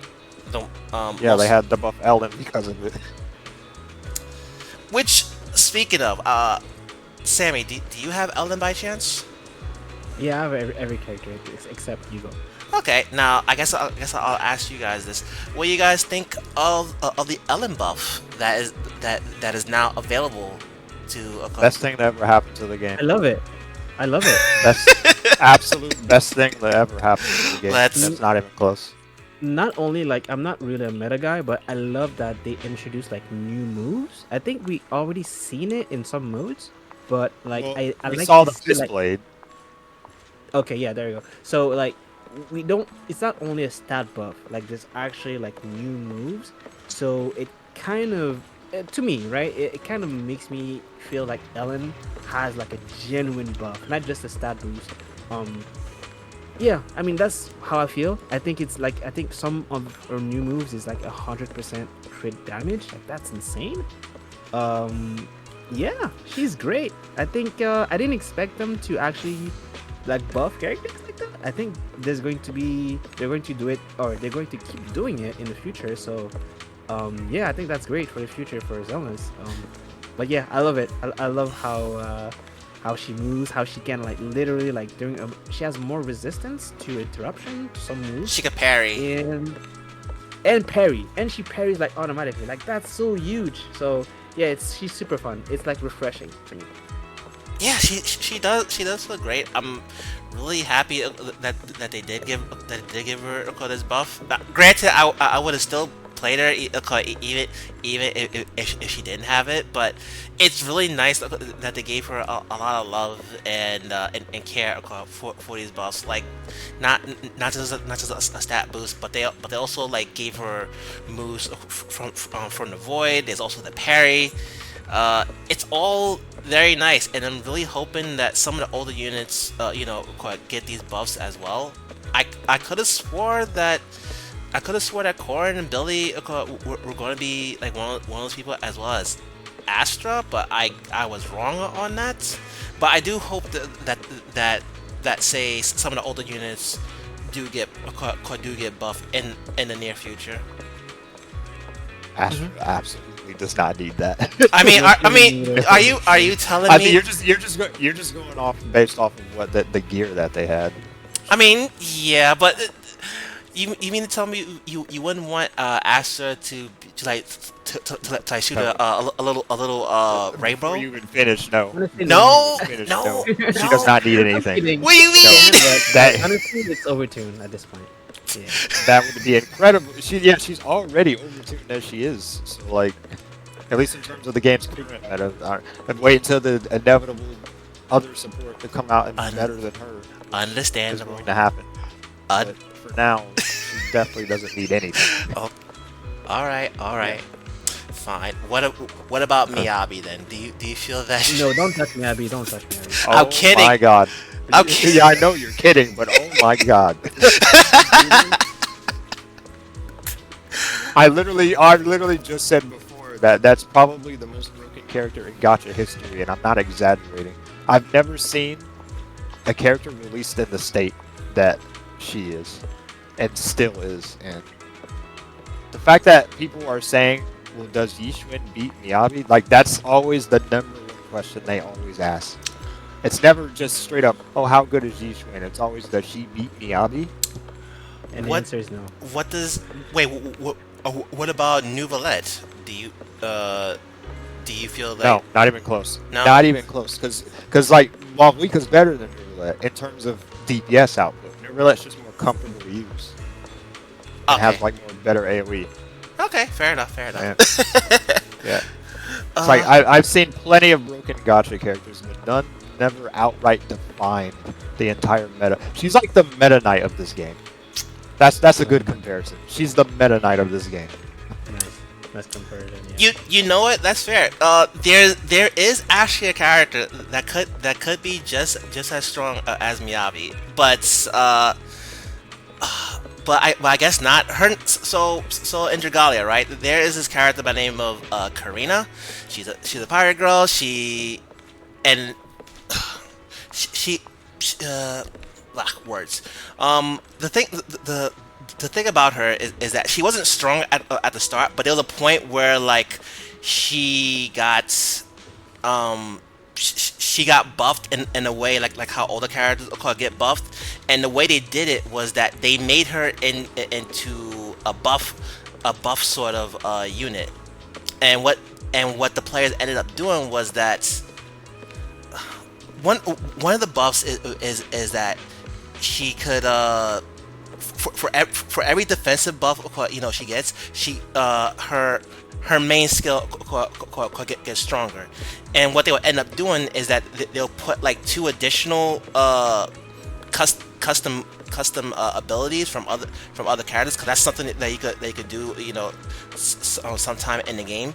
So they would put this one defense buff that would increase your defense and attack, and then there was another thing where like you could juice up your main skill. So what this ended up doing was that it made her like practically like one shot the boss, or two shot one or two shot a boss in a 4-man group, and it got so bad that they try to counteract it in the next expansion by putting in a debuff that gets rid of buffs. but that ended up killing other characters. And it got to the point where it went to an end of service, and the game just ended up just dying because they couldn't just revert it back because people would be upset. But yeah, Karina like That single handedly like forced the game into end of service. See, that to me just sounds like bad management of the game, bad management of Oh the yes. account, rather than the unit itself being just beyond overtuned compared to the rest of the meta. Because that reminds me more of Hersher of the Void in terms of rather than compared to Miyabi, because Hersher of the Void was also incredibly broken upon her release, and she, she basically defined the meta of the game, and to the point where they had to introduce like mobs and damage archetypes and certain types of mechanics to completely counter her, to the point where they potentially went too far with it. But even then, I still wouldn't consider Hersher of the Void nearly as at least back in the day, nearly as meta defining as currently of what we got in Zenless, because in terms of Zenless, she was not only because you said Karina was released bad but buff, Yeah, unlike Miyabi, who was released incredibly good, still remains incredibly good to this day, and then they release another broken unit that is also on the same level as a Void Hunter and could be a Void Hunter if she just said yes. Release, yeah, literally. she's still thinking about You it. might as well you might as well just say she's Kage level. Kage level. Like she she's on the same power level, and she still doesn't reach the heights of this unit that came out several months before her. Even though she's of the same type, and it's I've never seen that happen in any game. When they release, in Genshin, when they release Archons, the Archon is always in one way or another really good in their own little special way. They're never oh, is Nahida better than Chun-Li? It's well, that depends on which team you're trying to do, etc. But in terms of Miyabi, you can just straight up be yeah, she's better. Yeah, she's better than this unit. Yeah, she's better. I think the only unit that can compare to Miyabi in all of Zenless is Astra. And even, they serve different roles, though, is the thing. But in terms of just in terms of how much they change your account, Astra and Miyabi are just leagues beyond anyone else in the entire game. That is true. That is. I got no argument to it. In fact, I actually retract my statement of Karina, because yeah, she but Miyabi was broken from the start. Karina had to take a good while to be an absolute problem.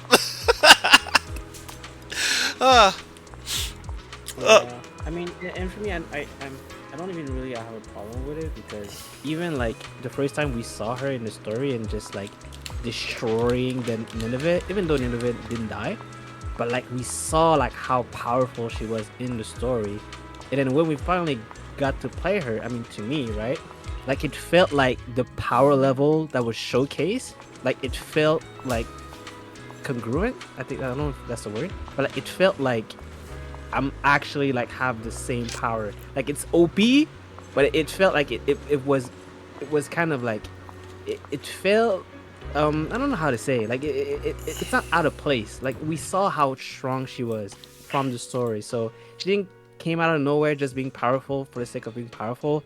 We just saw her being such a badass that she is. So I think it would be very scary if they do push more stronger character than her. I feel like she's touching the ceiling, because right behind her there's a whole lot of character that is just not as strong as her. So if they putting another character that is better than Miyabi, oh my god, now we can cause a commotion. I will be there. I will be causing commotions, because this is not right. Yeah, first person in line.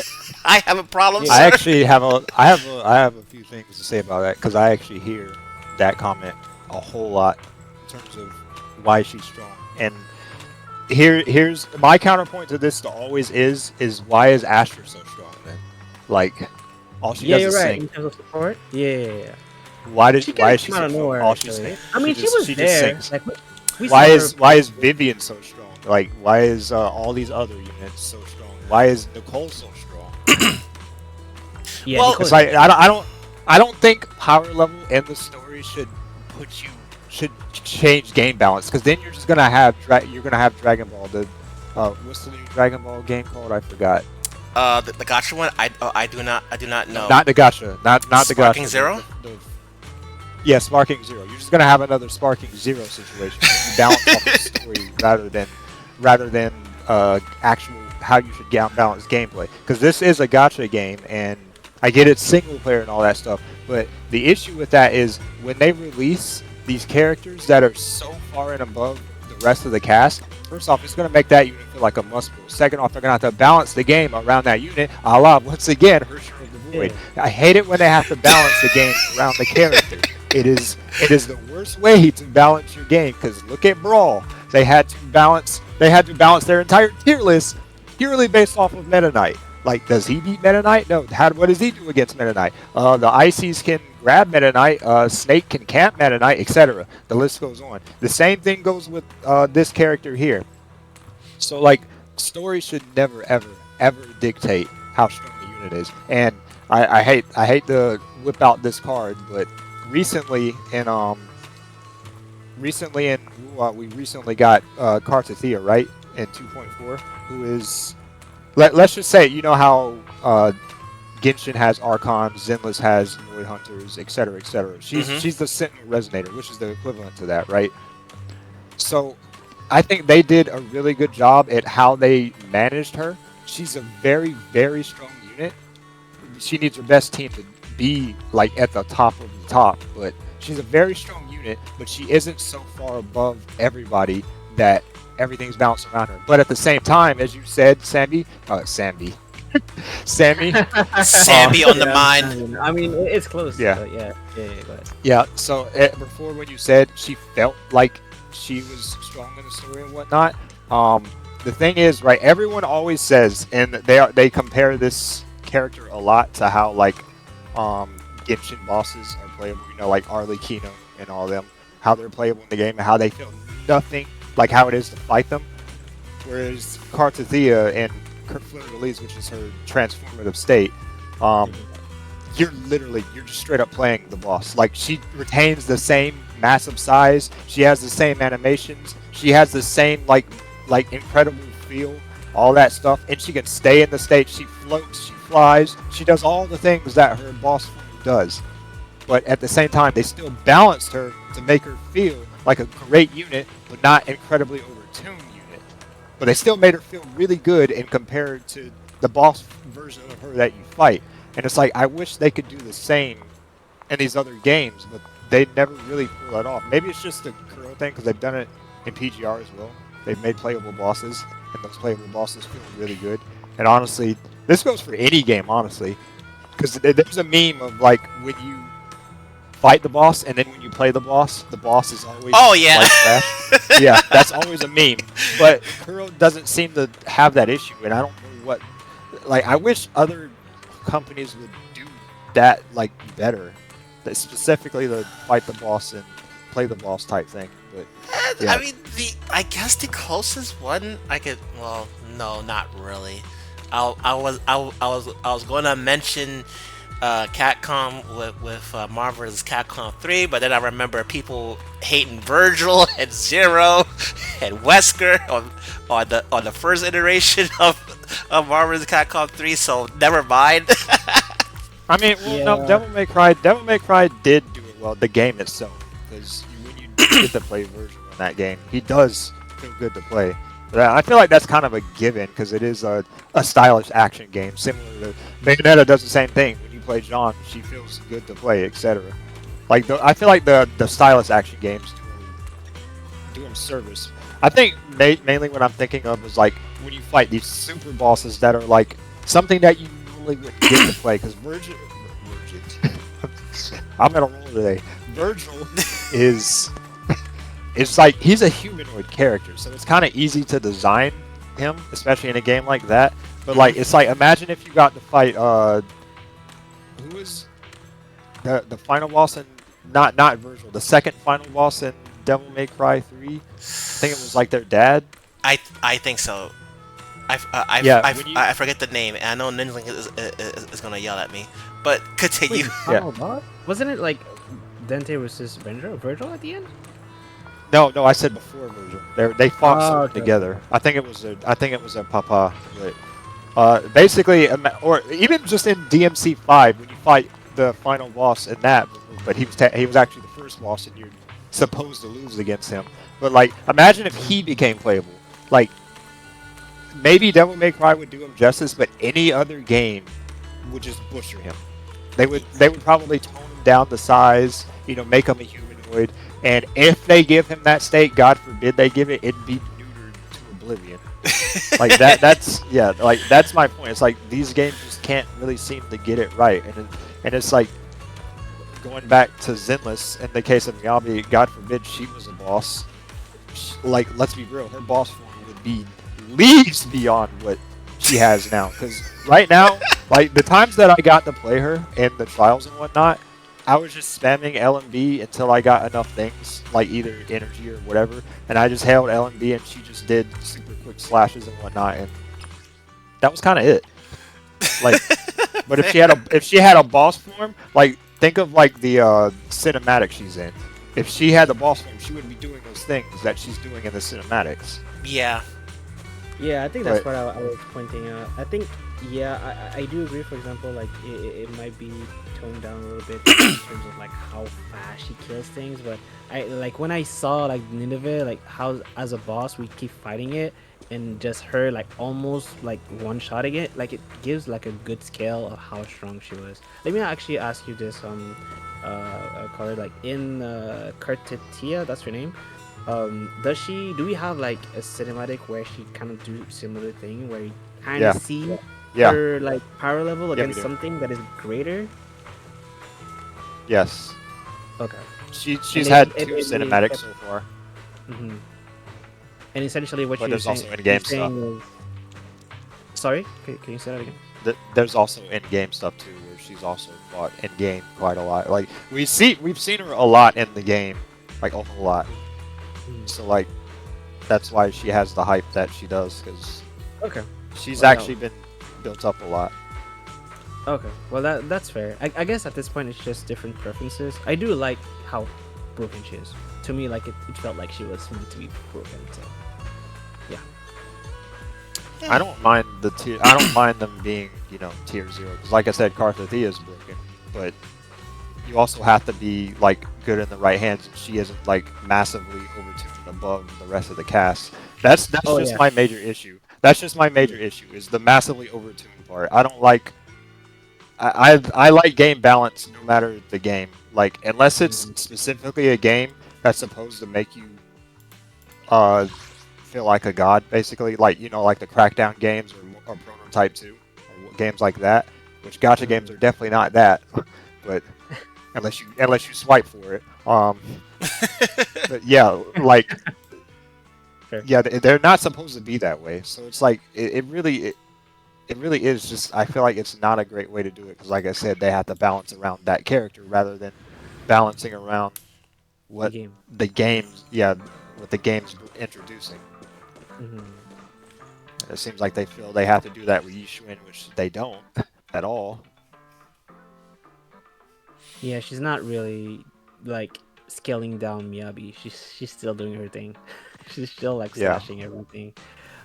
But yeah, But we'll see. We'll see mm, like in future version, how she goes. But I think they're not gonna be any higher than Miyabi. I don't know how they will do it because if they do, I don't then think they any should. character like below her, it's gonna be crushed. So I don't know. We'll see. I feel like they're going to repeat history and just make the next Void Hunter either the same level or better, and that's defeating the purpose of what I want. I never thought about that actually. Now I'm kind of Yeah, like, am I disappointed? Because now we're not gonna be seeing like something higher than Miyabi. yeah, because we already Probably not. technically have another Void Hunter in the game, and it's like she's below her, so it's like It's like people can't. I feel like that just releasing this unit in the state Oh, was the mistake to begin with Now because I of see that. it. Yeah, I see it now. Yeah. okay. Sorry, I didn't mean to interrupt you two, but I I have a question in terms of a different topic. If unless you guys are done, speaking about the meta and where it's currently at in 2.0. Mm-hmm. Go ahead. Oh, okay. So this next topic I want to ask you guys is about the Temple and the management system and how that works. But before that, Color, do you have the best in slot item by chance? What exactly do you mean What by does that that? mean? Look at my screen on the share screen. Oh, yeah, I do have. Yeah, I have that too. Okay, I good. am not wearing it. What? Why? No, I No. know because it's I don't like it. very I don't like silly. it. Rockin', as you know, as everyone should know, I do things in my game to make it sure that I don't have to do that type of thing. That's all I'm gonna say. I mean, it's fine. No one judge. It's no one would judge. It's a panda. It's cute. It also has a little little bird thing on top. My rear. All I'm gonna say is game banana. There you go. Oh, okay. You know Yeah, what? it's just ridiculous. Okay, you know what? You know what? Never mind. Fair enough. That. Yeah, I don't have to worry about the cosmetics. Yeah. Okay. Fine. You're good. I am the pleb and have to wear this. It's fine. I don't need it. Yep. Strokes for different folks. Yeah. It seems to appeal to certain people. Mm-hmm. But no. So I wanted to know, like, uh, I guess as a reminder, what you guys' thoughts of the system, the management, because I didn't know, but apparently a lot of people, but apparently you both said that people did not like the temple, but I kind of understand as to. And I kind of understand as to why, because it was kind of a surprise. But but yeah, what's your guys' thoughts on it? Do you guys like it or hate it? I mentioned it a little bit earlier, but in summary, I didn't like it at first, especially the fact that they introduced it in the story. But it grew on me as things in the village, not the village, so I keep missing their name, but like the temple area, like the visual changes. Like it actually, like it felt like I'm actually doing something. Like it actually has impact Mm-hmm. on the management. The Oh, only then thing I will say that is annoying is it feels like now Zenless doesn't have this. Maybe I'm exaggerating, but I feel people were saying like it's the fastest thing to do in the game, like in terms of just logging in, do your dailies, and then you log off. It would take like 2 minutes. But now with the tempo, and it seems like it's a permanent thing, it adds more things to do. So now instead of me logging in for 2 minutes, I'm ending up spending 15 minutes. Well, because I'm still like building the temple, so I'm still learning like how to manage it well and understand the mechanics. So I do spend more time playing the game that I feel like I shouldn't. Like before, it was like 2 minutes, like that was so fast, and now it's like 15 minutes. So it might get annoying like next month or 2 months if I'm still like playing 15 minutes a day. It might get really annoying. Mm. But I do like the progression. I'm level 37. I saw you level 45. Congrats. I don't know how you did it this far, but yeah, Uh. I see like how it changes, and I Oh, go ahead. Sorry, I didn't mean to intro. I was going to say I did want to clear it away because I didn't want to expose myself. you did expose yourself. Yeah, 45. I didn't expect someone would be 45 already, but yeah, yeah, it can get annoying. I don't know, like a few months later down the line. but we'll see like how it is like end game, not end game, but like when you get to the Oops. latest levels, like how is it? So yeah, Ah, gotcha. Color, what about you? What do you say your thoughts were? I would essentially echo what Sammy said. But other than what he said, there's like other than just the progression, which is fine. I just think that the people that because it's kind of like they do this in every one of their games, and it's like I've seen this before. Even the way the landscape not changes as you level up the tempo. Not I've seen that before. It's like I don't mind management of events at all.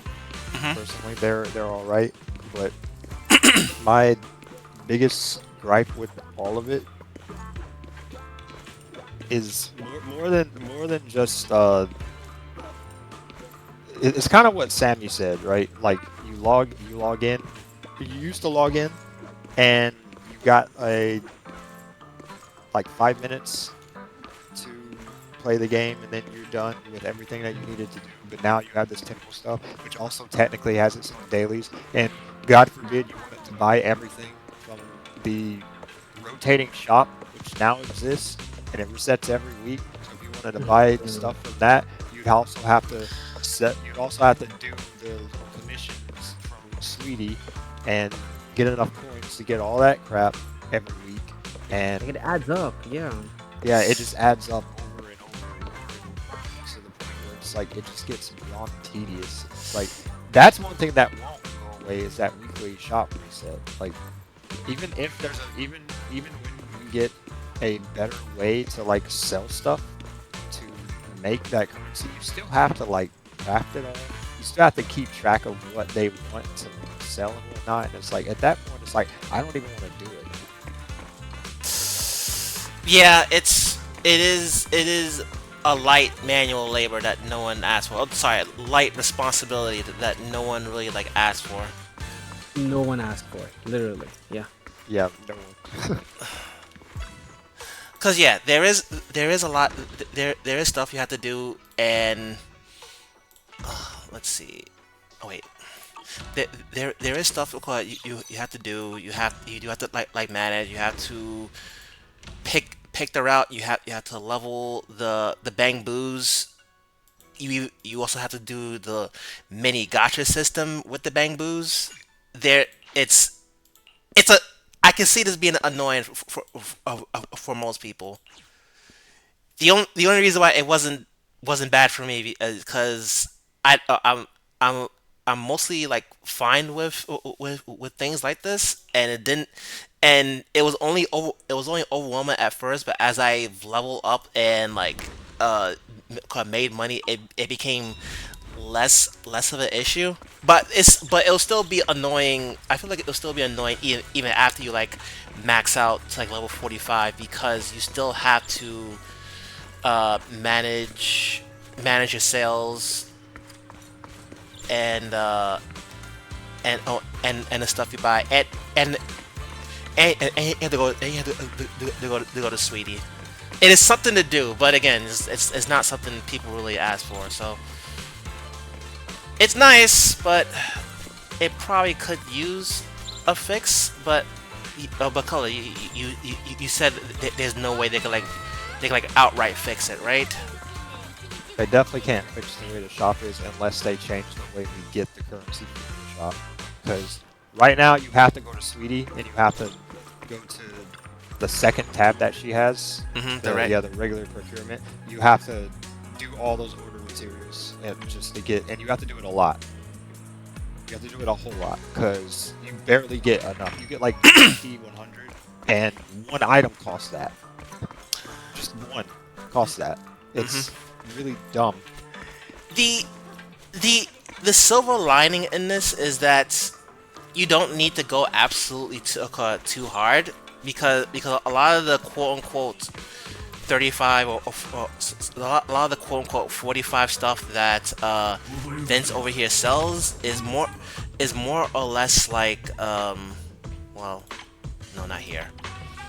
I think it's somewhere else. Oh, no, it is right here. The stuff that he sells is That's the permanent stuff. I'm talking about the rotating stuff, which is the second and third tab. Yeah, right, right, right. Yeah, Right. The like this this one. yeah, like Like this the this. second one Yeah, specifically. yeah, this one. Yeah, those gold coins, they just it's too much. Because right now you're 45 and you still only have 380. That's cause Because you like already. that's cause I was lazy. Well, I was lazy for the last day or two. but that's my point. Like, why can't we be lazy You and know, still like, make the stuff? Like, it's a gotcha game, and they should respect our time. Because, like, I'm not. If I want to get that currency from the rotating shop, I should be able to just do it automatically, very minimal button presses, and get that stuff done in a day. Like, it should. I shouldn't have to manage the shop part, because like we don't have to manage our own store. We just talk to the bank, send someone else to do the work for us, and then we come back the next day and make money. That is a good Is it point. realistic? No. Should we care? No. That is That way too. Yeah, I never thought about that actually. We manage a video store, but we don't really manage we manage a temple instead. Um, Well, okay, well that's because we have the big boo that's doing the stuff, while we're doing hacky stuff. But we also have Bangbu doing the temple stuff, and we have Bangbu doing everything for us. Why is it so much harder for them to do this? Bro, the Bang Boo is here and doing nothing. We do all of it in temple. Oh We do no. And we have way more of them in the temple too. We can have Yeah, 120 of them. There. Okay, wait. Let's look at this, right? So we have bang boos as out adventuring. We have bang boos that are crafting. We have bang boos that are selling.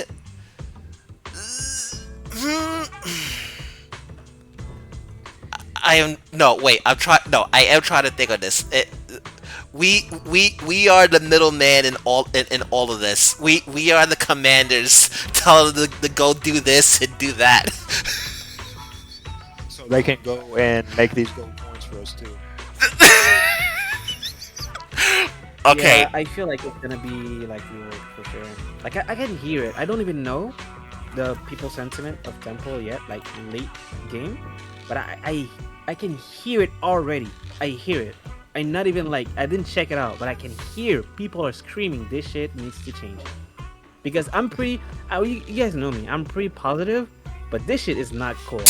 This is not like I can picture myself. Like there's some days I don't want to play games that long. I can see this thing like annoy me when a day I don't want to play and I have to do it. Like oh man, this is going to be hell if they don't change it. So yeah, What It if really reminds me of how Hollow Zero used to be, where if you wanted to get all the rewards, you had to do it 5 times a week. That would have made me quit the game if they kept that. ugh, too bad.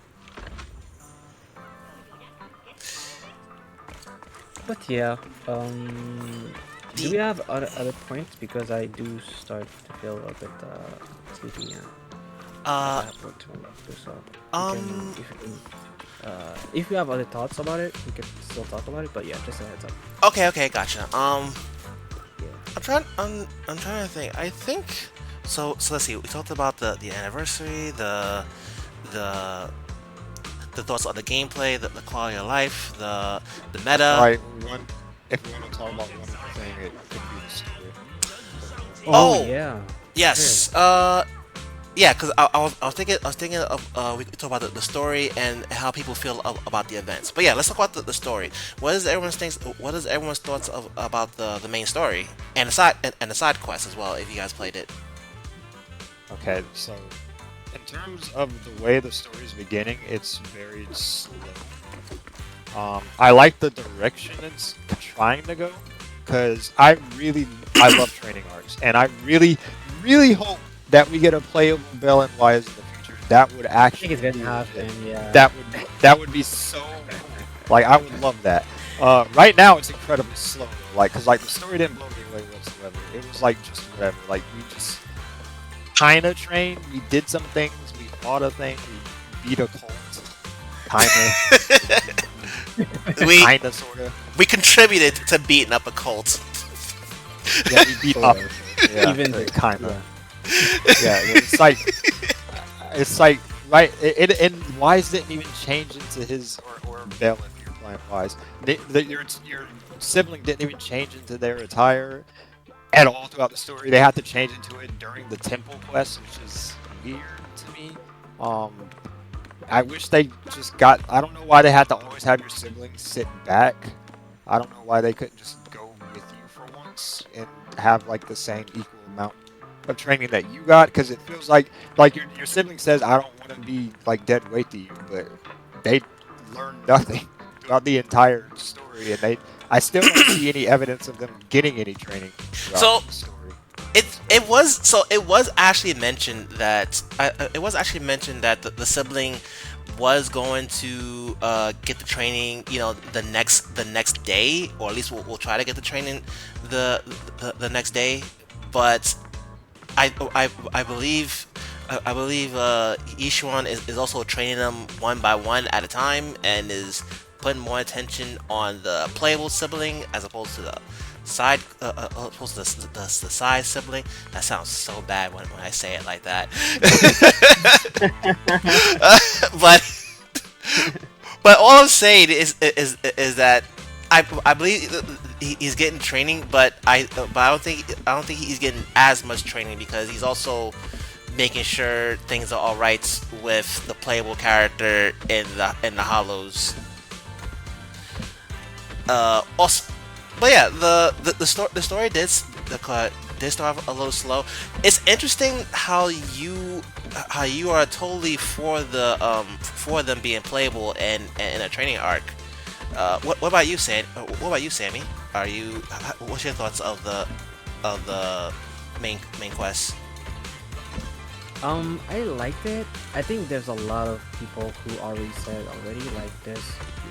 The quality definitely dropped in terms of like we were expecting seeing more comics, but we didn't see much. I think we just see like two or three. We did see a lot of black screen white text, which is unfortunate. And on top of that, we had like the temple inclusion in the middle of the story, which uh, took a hit on the pace of the story. I think it is like it wasn't a total failure in terms of like what is going on, like how interesting it is. I think we have a foundation. I think it would have been very wrong. I might take thing happening, like let's say like Miyabi's quest, like how epic it was. But I think I'm expecting future updates to like ramp up even more. So I think it's an okay pace right now. Like not the pace, but the states. I think it's fine. Mhm. Yeah. There's just unfortunate things that they decided to do, like the temple inclusion. I think it should have been at the end.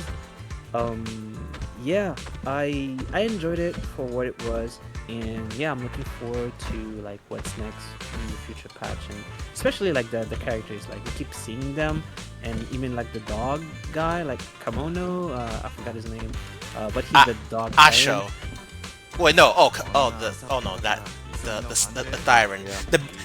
the big boy, the canvas. He's an Yeah, A him. rank. Well, let's call a spade a spade. Let's get a reality check. He's gonna be an A rank. All right, sure. What it is, what it But yeah, is. Wow, yeah, but we're already delegated him into an A rank. I know these A rank? devs. They're Is it gonna make an confirmed? A rank. I didn't check. No, it's not confirmed. Oh, okay, okay. This is based off of what they've done in the past. I can tell he's an A rank.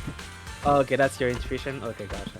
Man, I mean, that's gonna be I rough. do like when we see like future characters popping here and there. I know it's like a kind of marketing tactic, to like, oh, there's a new character Oh coming. yeah, I Like have a it's point on that. make us like look forward to something. So yeah, like I said, just unfortunate thing happened during the quest. Something that slowed it down. Uh, Quality. We want more comics. The TV's not gonna come. We accepted it when well, I accepted it, and yeah, we'll see about the exploration as well. We'll see how it pans out. But for now, I'm more into wait and see. And actually, I can probably state it right now. Like Zealous is not necessarily my favorite gacha anymore. Because it's Fair. starting to like becoming, it's starting to becoming just another like not honkai. Yeah, sort of like it, it's trying to make it an open world. Like it's not an open world. Like stop with the roulette thing. Stop with the menuing. It's just it lost his uniqueness. So to me, it's just I like it. It's not my favorite anyway. I like it very much. So Fair, I fair. yeah, and even like what we just talked about earlier. I'm sorry, I'm going all over the place, Uh-huh. but like adding the temple as a daily thing to do, like I feel like this is going to be very very hard at some point if they don't fix it to make it automatic. Okay, So yeah. fair. As as as for my thoughts on the main story, I thought it was. I thought it was fine. It felt like a very slow burn. It felt like a bit of a slow burn at the start, but I understand there's like there's like world building involved. We're getting introduced like a whole bunch of casts and how the law works in this area. So, understandable. It did get a little better at like the halfway points. With the doctor Mm, it did, yeah. and and I kind of did like how things turn up in the end. It does suck that yeah the brother is sorry the other sibling is not getting as much training done. Maybe in this intermission between 2.0 and 2.1 that he'll be more up to our level and whatnot. But that's all just hoping at this point. We'll see how it looks. I do like some of the characters and the NPCs, and the side quests Mm. have been nice. I learned a little bit about the miasma and how it works. Um, yeah, that is where I'm at. Uh, I guess okay. So I guess I think the final question right now is, what do you guys think of the event? The cinema, and the and the Bang Boo Gundam. I I think haven't. I you go barely ahead. even started. I barely even started the cinema because, like I said before, other things have occupied me. Like I said, Stellar Blade and the two. Oh, But okay, fair enough. I did finish. I did finish the Bang Mecha. Um, I know my friend is a huge Mecha like advocate. He loves it, so he loved that event. As someone who isn't a big advocate of it, the mecha felt really clunky. Like especially the parry, I hated that parry. Like the The whole slide. EX. The Yeah. slide parry. Oh, Yeah, yeah, it was terrible. Like it felt. They should have just made it feel like normal parries that happen in the game. I don't know why it felt that way. It felt better to do ranged, and I don't like playing ranged in any game. So like the fact that range felt better than melee to me, because melee was just punch, punch, punch, punch, punch. punch, Oh, a punch. kick, punch, punch, punch, punch. Like it didn't feel good at all. I get this is this is the team's first time doing something like that. It feels like a prototype for a potential character. That's what it feels like to me. Yeah. Yep, that's And what I was if gonna that say. yeah, if that character comes out like that though, that character's gonna feel like cheeks. They need to improve. Well, Fair enough. Fair enough. if it's the character that I'm thinking of, then yeah, they may they may have to do something with it. But that's probably also why they're doing that event, just to see like what's the best way to go and how people feel about it. Ironically enough, I actually like the parry system, but I understand why how other people would not like it. So most likely, it's not going to be in there. They may have to just do something else, or maybe they will add the parry system, but they'll make it a lot better. We'll see. But So the that's until they do.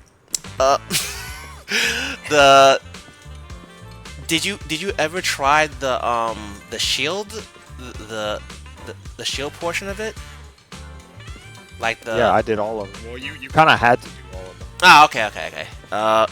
Was was the shooting one the closest thing that you could gravitate to? Well, hmm. I mean, just based off of my bias against range stuff in general, it's like the fact, like I said, the fact that the range was the best. Just like I didn't, based off of that alone, I wasn't really messing with it. Gotcha. What about you, Sammy? I I mean, actually enjoyed it. I actually really liked it. I did. I think the moment it clicked to me was when I did the last mode. I forgot what it's called, like Inferno something, and I was trying to do like the max point. And then there was actually like a strategy to like it forced me to actually like play the mech properly. And I was kind of using everything in my arsenal. Yeah, here, the Golden Inferno. So you need to hit 20k here to have like all the rewards. And so you need to play like very a specific way. So I don't know, like I was in a zone playing it and I found myself enjoying it. But let's say like all the prior modes, like the Golden Mecha Rises, turns, all that, they're pretty easy. So you don't really like get into the mechanics or how like what's the effective way to eliminate yeah. enemies fastest. So I don't know, to me at the end I felt satisfied, but it took time. Like I had to go to the Golden Inferno to make it click for me, and it actually makes me excited for the next character that is prototype for, you know. And yeah, I like this event. I know we're gonna talk about the other things later, like the cinema thing, but right now in the mecha. But for this one, I did like it. Okay, got it.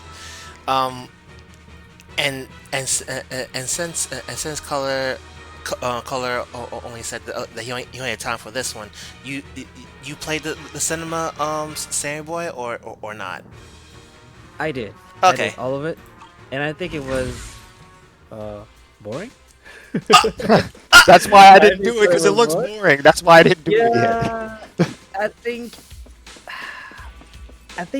I think it's for people who really like characters interaction and really get to know the characters like that. But for me, Oh, I have a I point on that. do, huh? I have a point on that. Go But to me, I don't know. Like it felt a little bit too much like harem. It felt like, you know, sometimes they would the character who you would go with, like they kind of go like they speak to you in a very not seducing way, but like they go very personal sometimes, and we know what they're trying to do here. Like Hoyo, like they're really trying to make it like not no what's the word, like social anti not antisocial, but like Social time. parasocial. Yeah, parasocial. Like they really try to like make you feel for the character, but they're just pixel. It's fine. Oh, I Um, see. I see. I Yeah, see. yeah, it's for definitely me not for you it in didn't. that matter. Damn. For Fair. me it didn't click for me. It didn't like I just when I did it, it was for the reward. Fair I'm enough. sorry. Fair enough. No, no. Yeah, yeah, That's yeah, fine. yeah. No. Listen. I Hey. think the only one I actually liked was Miyabi because Miyabi is Miyabi. Like there's one when you hang out with Miyabi. I think it was pretty cool. But the rest, it was kind of like Bedge. That's ironic because that would be. I know that'd be the one that I'd hate.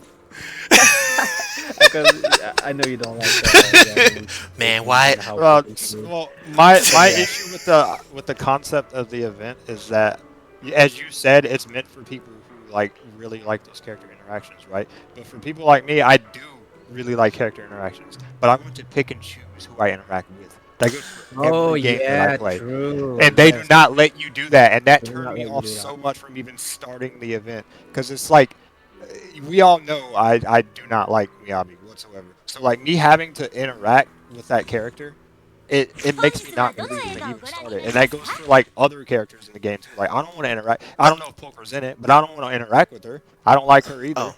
I would I love to interact with Ellen. I oh would choose her all day. I'd choose Mm. Ellen. I would choose Yanagi. I'd choose Bernice, etc. The list goes on. But like, there's plenty of other I characters like Corrin.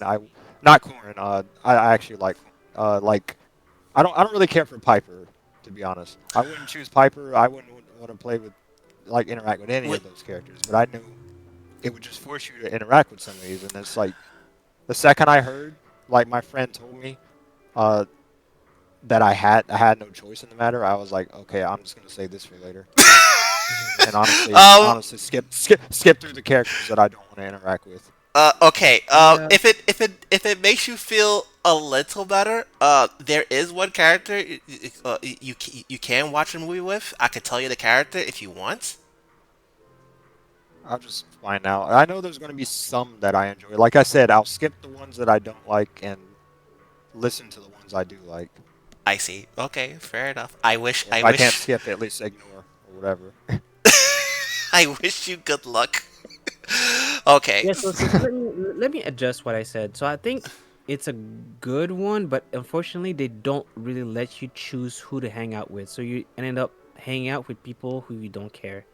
So like I just said earlier, like I found myself saying I did enjoy Miyabi, but the rest I was not really that invested. So I kind of just did it for the reward. Fair enough. Fair enough. Uh, for me, I really did like this event as someone that likes the interaction with with the characters.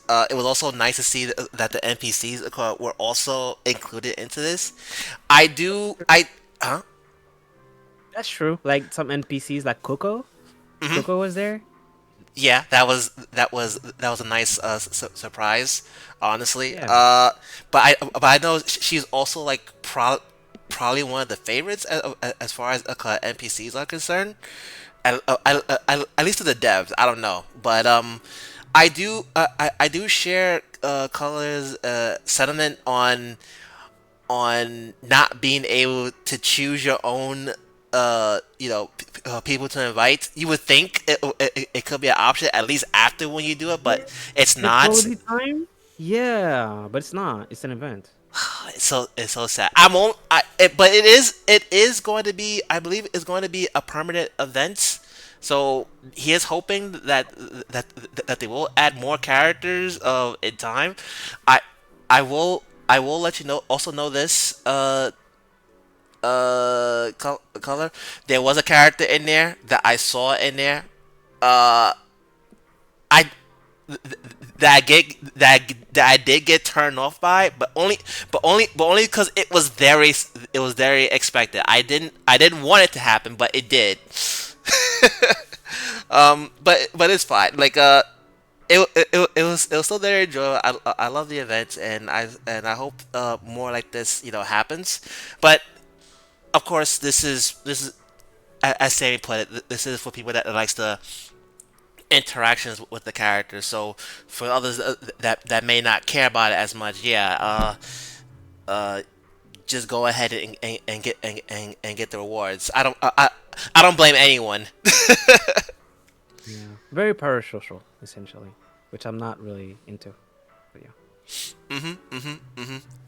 Uh, so I think that is about it as far as topics. So I guess the closing statement for me is that the closing statement for me in terms of all of this is that 2.0 does does does look good, and it has some things going for it, but it's also there's also some things that sort of been either underwhelming or have been poorly done. My only theory on this is that between between 2.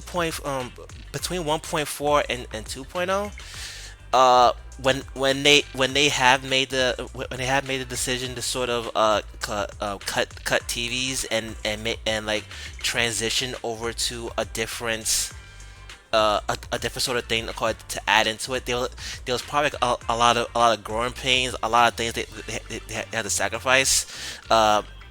Animations, for example, used to used to be able to see like different poses across left and right, at least for characters. Uh, that's not really the case with some of the newer ones, like Vivian Yeah, for example. Because of the big shift and changes that they had to do, 2.0 kind of looks like uh pretty underwhelming. There's no comics, which which probably adds into the growing pain. The direction as far as the main character is concerned is also different. They went from being um Hollow Raiders, and now they are they are now in a training arc, which I think is cute. I think it is good in a different sense, and I look forward to it. But a lot of these things that's being introduced from say 1.7 and 2.0, I feel like it all has to do with a lot of growing pains that devs are trying to both do and sort of adjust to. Maybe somewhere down in the middle of 2.x, things will be a little better, things will be a little more clear, but I expect more growing pains and some more adjustments are made. I think that this is also a good chance for them to sort of experiment and see like where they could really like go. But yeah, at least that is my closing statement as far as my thoughts with the 2.0. It's all right. There are some quality things I do like the map system and stuff. Um, there are some things that they could have done better on, but because of what looks to be a big growing pain, I'm not putting my expectation up too high until like the middle of the expansion. Uh, Mhm. do you two have any closing statements as far as that? I'll go ahead. I still love Zenless.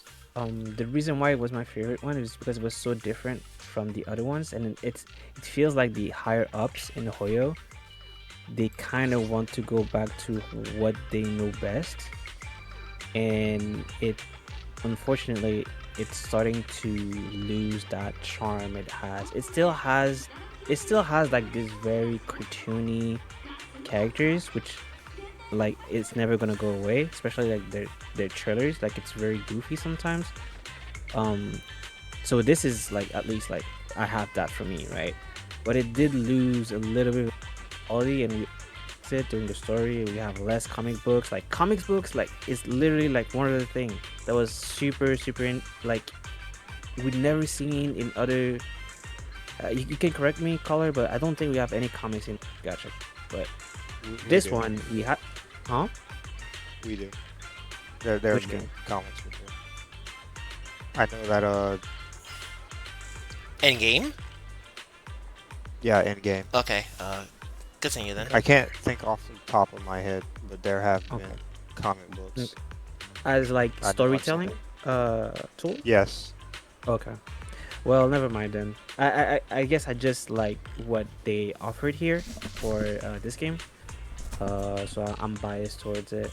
But yeah, I hope, for example, not even this. I was gonna say, I hope, for example, like the proxies, like we can play as them, but that would be just like HSR and Genshin. Like we can play as the main characters. So yeah, I feel like this is what they're trying to do. They're trying to just make what they do best with HSR and Genshin, because it's their biggest seller, and we all know Zenless is not like at their level. It's like the little sibling trying to do his best, and Mm-hmm. yeah. Uh, I think that without a doubt, Zenless is Hoyo's best gacha. Like it's kind of, I know it's probably subjective, but like I feel like almost objectively it's the best Hoyo gacha. But it's like the main issue is that the dev team is still trying to play catch up the whole time, and it kind of shows a lot of the time with a lot of the content that they come out with. Um, they're also unfortunately still following the Hoyo module in half the stuff they do, and I think that brings them down immensely. Like like the gacha, for instance, the gacha itself, it still follows the Hoyo model of Mhm.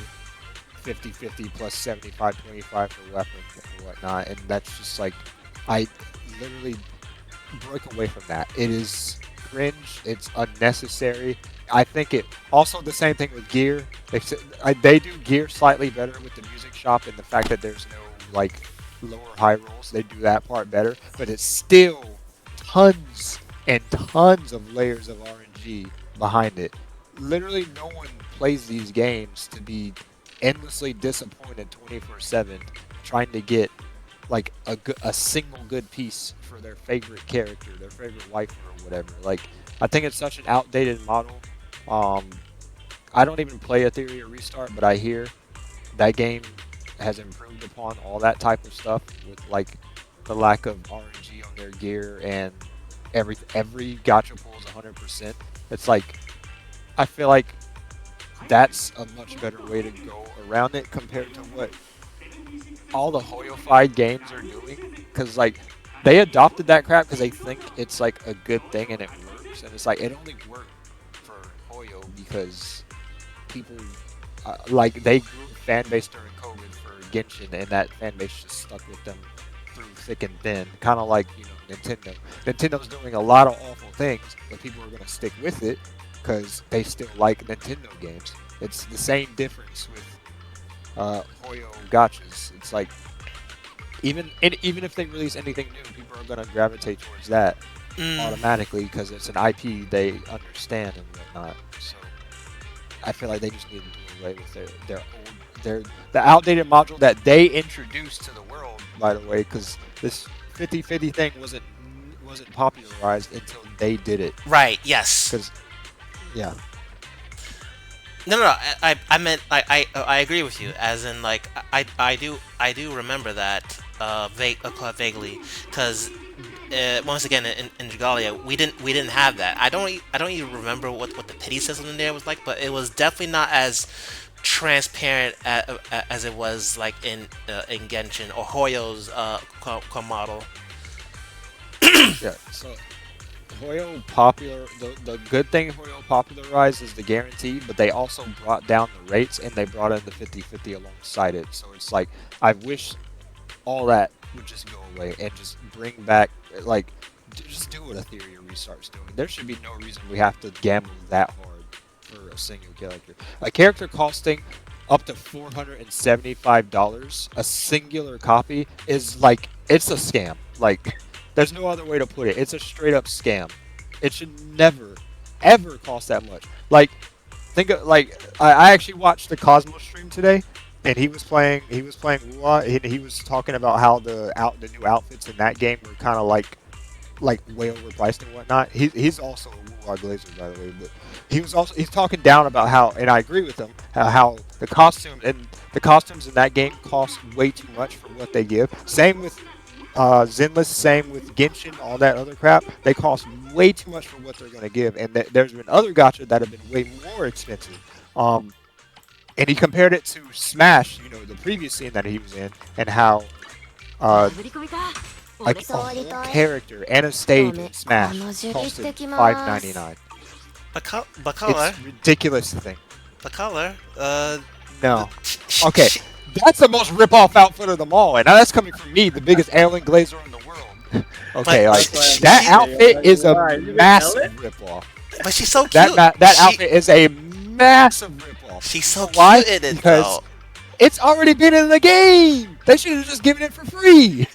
It's been in the game for so long, and on top of that, I'm gonna Our say it. colors look Modders pretty good. before this outfit came out, modders already modded it in. It was too late. Modders already modded it in by the time this outfit came out, so they were too late. They But should have just made it free. but now she looks so much better with the buffs. Thank you. No, Thank you. no, Thank you. Thank you. I'm not. What you said, I'm not Jimbo. paying. I'm not paying $15 for that. You're crazy. All right. that Good try. that's Good try. that's enough glazing for me. Good try. But yes, But you're right though. You're right.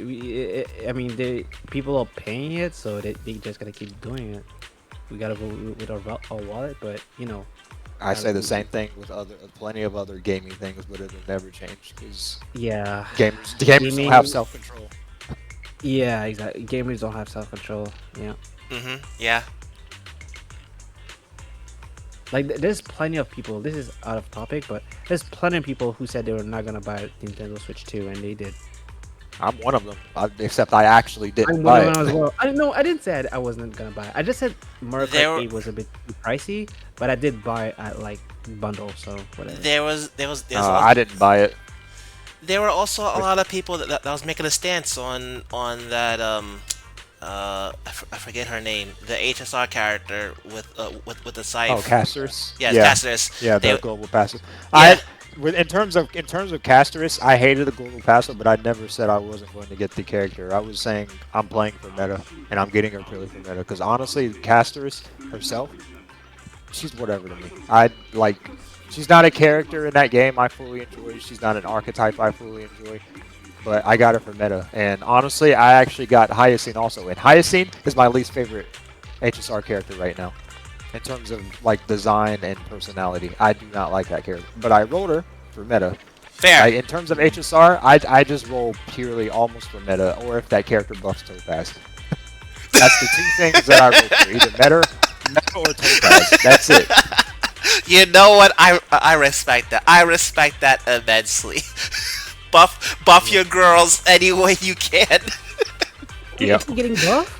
No, well, No. I wish. She Oh. deserves it, bro. I mean, okay, Silver Wolf deserved it more, and I'm glad she's getting a buff. But please, please buff Topaz. Oh my God, yeah. the fact that 4 stars are competing with her is ridiculous. she Damn. she she, she got power crap by the her like, even on map exploration. Tough times for Topaz. That is Bro, I have Herda, and I still use I still use Topaz. You know why? The thing about Herda, actually, you can use both. But the thing yeah. about Herda is that she only reveals 3 on the map at a time, whereas Topaz, Numby will always find whatever's close to you, no matter what. Period. So like using both is actually pretty good if you want to just gather all those chests, because Numby can sometimes find crap that Herda won't, because her little thing will pinpoint something on the opposite side of the map for no reason.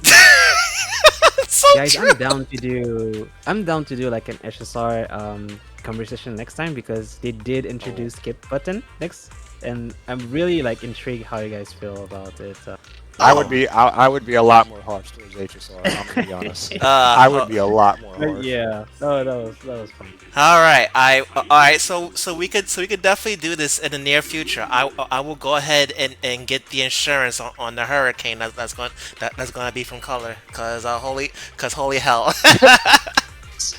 But yeah, we could do it HSR one, okay, if you guys would like. But yes, thank you both for doing this with me. Again, I know this is semi improv, but I appreciate you guys for coming by.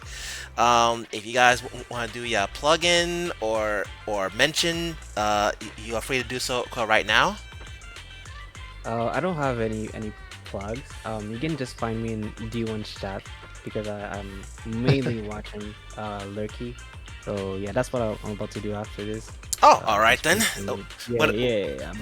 Yeah. what about you, Cooler? I mean, I don't really have any plugins. The closest I would have is my YouTube, which I don't even post on. I may have posted there like very rarely some random crap, which my my YouTube's literally the same name as my everything, Alia Cooler. It's all the same. Oh, all Wherever I right. go. All right then. All right then. So I guess I'll end it here. Thank you guys very much for doing this, and you guys have yourself a very nice day. Yep. See ya. Mm-hmm. Thank you Mm-hmm. guys.